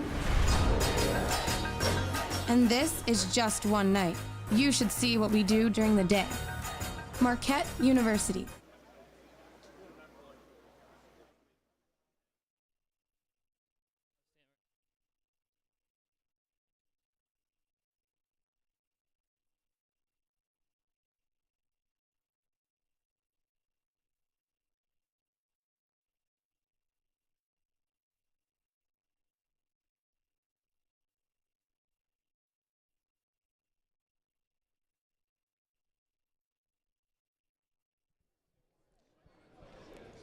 He knows everything in college basketball. Andy Katz is with me now here at Big East Media Day shoot-around back at Madison Square Garden. And Andy, the Big East filled with depth. I think the one thing that really stands out about the conference is the amount of seniors in the league. What do you think about the wealth of experience and how that can affect performance? Well, it's interesting. I was talking to Providence head coach Ed Cooley, and he was saying that Notre Dame coach Mike Bray, former Big East coach, was telling him, get old and stay old. And I think that's true in a league like the Big East. I mean, we've seen with Villanova winning a national championship, and really with Villanova consistently winning in the Big East, they've been able to stay old, which isn't easy in today's era in college basketball. But yet, teams like Villanova, Providence, which is a veteran team this season, Xavier's had their run where they've been old, and obviously Creighton. These schools have been able to maintain that by replacing their classes. And that's how a league like the Big East sustains its excellence and gets the amount of teams it's had in the NCAA tournament. One of the lead storylines in the conference offseason is Patrick Ewing returning to the Hilltop. What does he have to do to get Georgetown rolling in the right direction? Well, this is going to be a great experiment. I mean, I thought when the opening occurred, he was the only hire. I thought he was the right guy because you need to bridge that past between, the past of John Thompson, Big John, and also, today's players that would recognize one of the greatest players in the NBA, even though maybe they weren't old enough to see him play. Obviously recruiting, which they had done a good job in the past, and establishing consistency. Schedule could be tougher, but I don't blame them in one sense because they're so young this season and a lot of unknowns. I would hope in the future that they go to the scheduling that John Thompson III did, which was he was willing to play a lot of, tough non-conference games. And the bottom line is, as well as the Big East has done since its reformation, Georgetown and St. John's need to be elite teams, or at least teams that are competing for NCAA tournament berths. It has been able to survive and I think flourish with Villanova at the top, with teams that have rotated with Creighton and Providence. The three additions that came in at the same time, but adding Xavier, Butler, and Creighton, tradition-rich schools, was a brilliant move. And the Big East knows who it is, what it is, and it has stayed true to itself. And a big part of staying true to itself is this building in Madison Square Garden. And the Big Ten comes in here this year. How much do you think it means all that much more for the conference to continue to show that this is the reason why MSG is its home? Oh, I think it's already been established. And the fact that, they had a contract and the Big Ten, was coming the week before. The ACC wanted to be in here. They're in Brooklyn. They've established itself. And I think really I think it was the first year, correct me if I'm wrong, I think Providence played Creighton. McDermott. Yeah, that first year, electric in here. Xavier has played in here late in the tournament. It's been great. Seton Hall, Nova obviously was a great, game. I go back to the NCAA tournament in that, everyone was expecting Villanova Duke in this building. And I was here for, Florida and South Carolina. And then the Friday night before, it was Florida, Wisconsin. Tremendous atmosphere in this building, and you didn't have a regional team. So this building sort of breeds,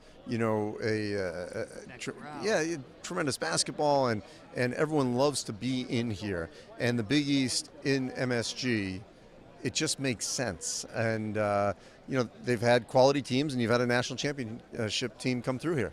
The front runner again in the conference is Villanova, but a lot of people nationally say Xavier and Seton Hall, they can do it. Andy, I don't want to hold you to it, but right now in October, do you foresee some sort of a change in the conference standings when it's all said and done? I'm still going to go with Villanova. I thought, I think it was last year that they had that brutal start, correct me if I'm wrong, where they started on the road, I think, with Butler on the road and maybe Creighton on the road, or I think it was back-to-back road games that were very difficult, and they handled them. Until they're unseeded, I'm still in with Villanova, but I do think this league could produce multiple teams that have a chance to get, maybe not as far as San Antonio, but certainly deep in the tournament. Favorite place around this league? There's a lot of great atmospheres that you've covered a game at, maybe. I would say, Hinkle Fieldhouse, love that. I went to Creighton a long time ago. I'd like to go back because I know it's a great atmosphere. It's like a pro situation. Seeing a game in the pavilion is fantastic. I would still say, though, and the Cintas Center, great atmosphere there. I've been there for a game. I would say more than anything, right here, right here at MSG. Before I let you go, favorite basketball movie? I've always wondered. Oh. Or book. Well, I mean, I would say Hoosiers for sure. Yeah. You know, but that's a good movie regardless of what sport it's covering. Right. Yeah. True. Andy Katz, looking forward to the season, Andy. Thanks. Thank you. Back over to Jay Alter, who's with the Marquette Golden Eagles. Thanks so much, John. That was Always great to Thank catch you. up with Andy Katz. We'll shift to the Marquette Golden Eagles. Senior Andrew Rousey, sophomore Marcus Howard. Fellas, thanks for joining us. No, I appreciate you having us. Thank you. Big East Media Day, MSG. You guys played in this building a year ago. How excited are you for this Big East basketball season to get going? I'm really excited. Been ready for practice to get over with for a while now and get the games going. So it's going to be a fun year. We have 10 good teams in our conference who can all, make a run into the NCAA tournament and win the Big East. So it'll be an eventful year. Yeah, I'm really excited. I mean, we have a great conference, great team, us and Marquette. So I'm really excited just to get on the court with these guys and compete. Now, my co-host, John Fanta, went out to Milwaukee, did a little shoot-around with you guys. Fellas, you almost let the guy win. Almost. Have you seen him? Keyword, almost. Yeah. Almost. They took care of business right at the end. We got the dub. What, have you seen the guy? He's not an Oh, athletic no. specimen. I told you we had to keep it close for the viewers. Yeah. Okay. Give the people what they want. We had to give them what they want, fan of winning, but we came out on top. Yeah. And it was never, and you could put him away at any time. Never in doubt. Yeah. Never in doubt. We wanted to give them a little life. Like I said, the viewers are more important. Now, just the two of you going at it, who's going to take that home? I'm sure it's happened many a You want time. to answer on three? 1, 2, 3, me. See? I knew that was coming. But sure, you guys both, and kind of Marquette's bread and butter last year was the three ball. Yeah. Is more of the same this year? I would definitely say yes. Yeah. We're a little bit different offensive dynamically, losing some of the key players we did, but we still have the same offense, the same flow. We're all still very unselfish players, so I feel like we're going to have the same offense. Yeah, I have to agree. I mean, we still have a lot of experience coming back with great shooters. Myself, Andrew, Sam Hauser. We have great shooters in that aspect, but also we have a lot of athleticism in our freshmen, as well as the guys coming back as well, Hanif Cheatham, Sakar Annam. So I'm really excited with what we have coming in and looking forward to just getting out and competing.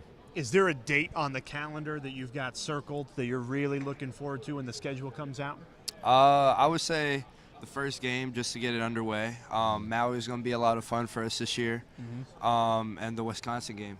That's going to be always a non-conference battle, Always. in-state battle between you. When you look at the Big East landscape this year, really wide open, both with Player of the Year and also conference teams. I mean, it was really spread there right in the middle. How do you guys battle up the conference and make sure that you finish in the top half and get a spot in the NCAA tournament? I think just coming in with the mindset and competing every day. I mean, just focusing on doing what we can do and what we can control what we can control as a team. And I think if we do that, I think we'll be really good and set out in the conference. And this is your last go-round. It is. This is all you got, senior year. How do you bring it? Yeah, even Marcus, he's still got some time. Yeah. I mean, this is it. Yeah. So how do you approach the season? Approach it like it's my last, which it is. And just going in with the mindset every day of competing and just getting better as a team and an individual. And I think if we both do that, we can cover up those two grounds. I think we're going to have a really successful year. All right, let's go off the court. We're building a Big East Spotify playlist. Yeah. Give us some songs that we can add to it. All of J. Cole songs. J. Cole, we every haven't J. heard Cole that song one. out So there. J. Cole, on it. I'm kind of going off the spectrum here. I said it over there before, but I'm saying it again. Miley Cyrus, Party in the USA. Kind of a throwback now. Throwback, I feel, major throwback, and Is I'm that- not taking it Tell back. me that's not bumping before a game in the Marquette locker room. it's bumping, and it's live. It's not. You're not. Hey, my own playlist. It's bumping. It's bumping. In my headphones, not for everybody getting to the else. whole locker That's room. That's for sure. mine. That's mine. But on the jumbotron too. People at Marquette know about Party in the USA, so they know about that. NBA GM, who are the top three guys you're building your team around? All time or just right now? No, right now. Right now. I mean, we'd love to throw Patrick Ewing into All the right. list. We got to go Khyri. Khyri. Oh, you're Khyri guy. Khyri. Kevin Durant. Kevin Durant. Make the right decision with the last one, please. I know who it is.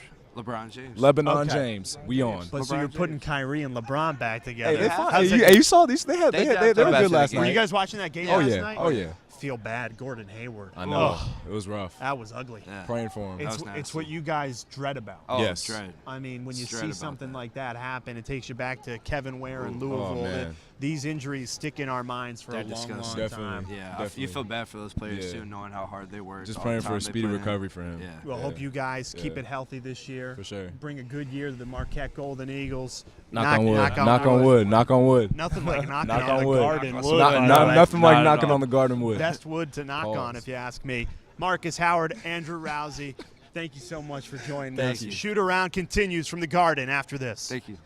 Appreciate it. Man. I almost blew it. Knocking on wood. Jesus.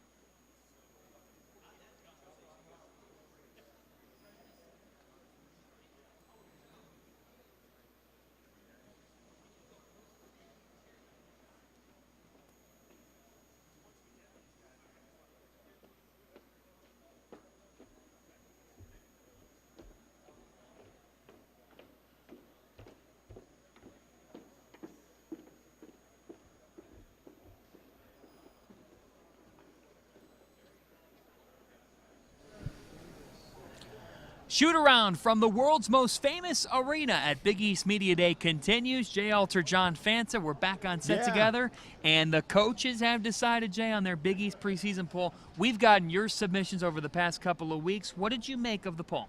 Well, look, this is a conference that sent 7 teams to the NCAA tournament a year ago. These teams are reloaded, and it is tight at the top, John Fanta. Villanova's won the last 4 years. Of course, the Wildcats, rightly so, placed at number 1. Seton Hall at 2, Xavier at 3. Those 2 teams are really going to test the Wildcats. I love that top 3. And then 4 through 10, anybody's game. It's all up in the air. I do like Providence a lot at number 4. Don't sleep on the Johnnies at number 6, and really don't sleep on the Butler Bulldogs. I know it's a first-year head coach in LaVall Jordan, but I really like talking to Kelan Martin, Kamar Baldwin here at Media Day. They got some pieces. No way they're going to finish 8th. Yeah, 5 through 8 in this conference is what stands out, folks, because for the Creighton Blue Jays, they welcome back a great wing duo. But the question is point guard once again. And when you lose Justin Patton and you combine loss of a point guard, I think it speaks a lot about how good Thomas and Foster are, that they can be 5th.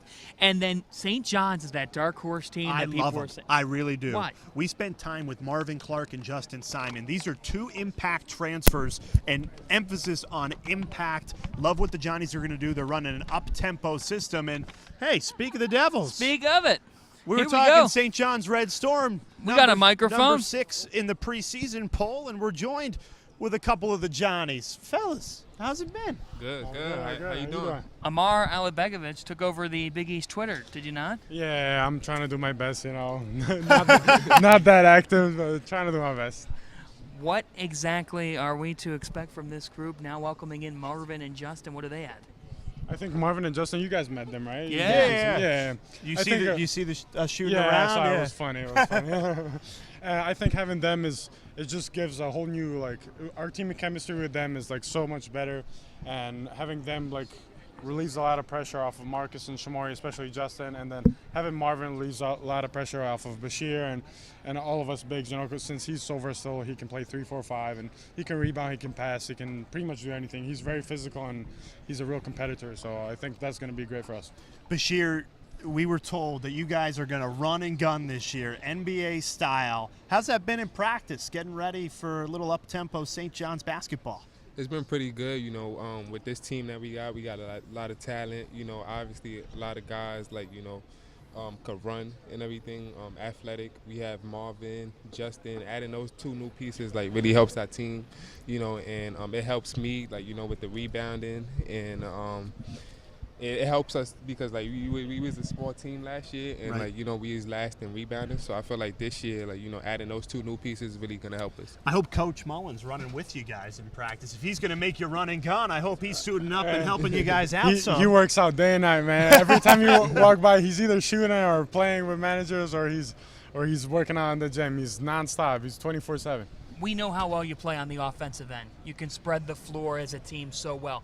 How exactly has Coach worked on the defense in the preseason? Oh, that's been our main focus this year, like, you know, defense and rebounding, like, you know, just like that help side defense, closing out, and like just boxing out, catching rebounds. That's been our main focus. You've got the shoe game going on here. I don't know if we can go with the lower shot Joe, here. we got to get a shot of this out. Woo! Steve Madden's, you know. Steve Madden. Red Storms, that way. And the suit game's strong here. Yeah, suit game's nice. I think flyest guys on here. Who's the best? I learned it all from Lamar. Better than us. Yeah, who's the best dressed guy on the team? I'll let Lamar answer that. I don't know. I mean, Bashir got the flash for sure, and we got Shamori too with the red bottoms, you know. So, but I don't know what to say. I think either it's a contest between him and Shamori. All right, let's continue with the off-the-court stuff. We're putting together our Big East Spotify playlist. So what are we adding? We got a lot of submissions so far. Some J. Cole, Jay-Z, Drake.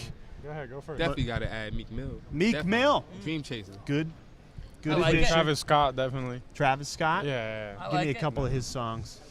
I mean, we play Butterfly Effect all the time. I don't know. You got any other ones? Dreams and Nightmare. Oh, from Travis Scott. For Travis Scott. Oh, Travis Scott. We'll stay there. Yeah. We'll stay there. How about this? Goosebumps? Did he do the song Goosebumps? Goosebumps was that? Yeah, that was him. Yeah. Yeah. Who's the best 2K player on the team? I know for a fact a lot of us don't play 2K, so I know a lot of us play Rock Band actually. Really? Like Tariq and Marvin are Tell us about that. on that. Tariq and Marvin play that all day. I love that. Who's the drummer? The drummer? Yeah. I think You said it was Tariq. Tariq, right? Tariq. Yeah, and Marv's on the. I love it. Lead singer? Singer? I don't know. That's me. I'm not that good at it, so I just leave it to them, you know. All right. Well, St. John's, we're looking forward to seeing you guys this season. Good luck. Thank you so much. Thank you very much. We're staying. Oh, they are. They're going to stay with us. All right. We're just going to rotate off. Rotate out. St. John's off, Georgetown in. That's a little bit of a rivalry. Yeah. You getting excited for that one this Very year? excited. Looking forward to it. Yes. Feels different. Well, we've talked. and we know why. We'll keep Mark. Stay here with us, and we got a couple of Hoyas on here, Marcus and Jesse. We only got 4 mics. We'll get the Hoyas over here. Hoyas on the right. Johnny's on the left. Johnny's on the left. Here we go, guys. You guys can share mics. These guys will share mics. Standing up, what we doing? Yeah, stand up. Take the stand up. This is big shot. Jesse Govan's a big John, guy. I've never felt smaller in my entire life. Yeah, well, I'm This looking is, up. Last time I saw you, we were eating cupcakes. Yeah. That segment's coming up, by the way. All right, cool. Sounds good. Now, Johnny's are on one side. I know it's a friendly rivalry. Yeah. The coaches have talked about it. What are you expecting when you face St. John's? We gonna hoop, see what happens. We just gonna hoop. We ain't going in there with no bad intents, but just gonna play hard. Now, things got pretty heated between these two teams a year ago on this very court. Yeah. You add in Patrick Ewing to the mix. We've got a lot of expectations when you guys play on this court. Start things off. It's a Tuesday night in the Garden. It's going to be a real live environment. You know, the Garden's always packed for Georgetown, St. John's. So, you know, we're looking forward to it. What about you guys? How much do you guys get up for that game? I think that, like Coach said before, every game in the Big East is crazy. It's a dogfight, but Georgetown is always different, you know. And I feel like there's always been like a special rivalry between us, and no matter what the players are, and involving now Patrick Ewing and Coach too, it's like dynamite. It's definitely one of the games you don't want to miss. Oh, absolutely not. Have the coaches talked to you guys with now Patrick Ewing being in the conference? Have they put it on the calendar, circled it a few times? Have they talked to you about it? Nah, not yet. You know, we're taking one game at a time, you know. But when we get to St. John's, we get to St. John's, you know. Tell us about Marcus playing in this league. I mean, every night it is difficult for you to get a result for any team across the conference. How do you go about it as a player, the grind of an 18-game schedule? You just got to give it your all each possession on the court, you know. Never take any games lightly, non-conference, you know, in conference, of course. But, you know, just play your hard, just give it your all. To be in a conference that calls this building home, what's the significance of that? It's big, you know. This is one of the biggest stages, you know, playing the Madison Square Garden, especially for the Big East tournament. You know, it's always going to be some wars in the Big East. And I know that it's friendly, but let's face it here. People love their good basketball. St. John's, Georgetown is going to be fun, is it not? Yeah, definitely is. It's going to be a show. Like they say, I don't want to miss that, for sure. Let's do the friendly handshake. Yeah, right can now. we get Come on, it's all bring love it in. here. It's Big all East love family. right now. Big East family. There we go. And John, I've just been told we are signing off from MSG. So, fellas, you're going to take us home. You're our last guest here on Shoot Around Live from the Garden. Thank you so much for joining us. It's been a lot of fun, and this really gets Big East basketball started. What does this conference mean to you guys? Game in and game out, it's an absolute grind. Yeah, I think it's real big. Every team is good, you know what I mean? So every team is going to look to give it their best shot every time they step on the court. That's what this league's all about. I feel like we just got to bring it every day, every night. Like, you know, whatever team we're going against, whether it's Villanova or Georgetown or DePaul, I feel like, you know, we just got to bring it every night. What a better note to end on than that. Yeah. Georgetown, St. John's, thanks for joining us on the set. It's been a success. Shoot around from MSG, all 10 teams. We had a lot of fun, John. We did, and we're back this afternoon with Big East Women's Media Day. Georgetown, St. John's, catch them on FS1 all season.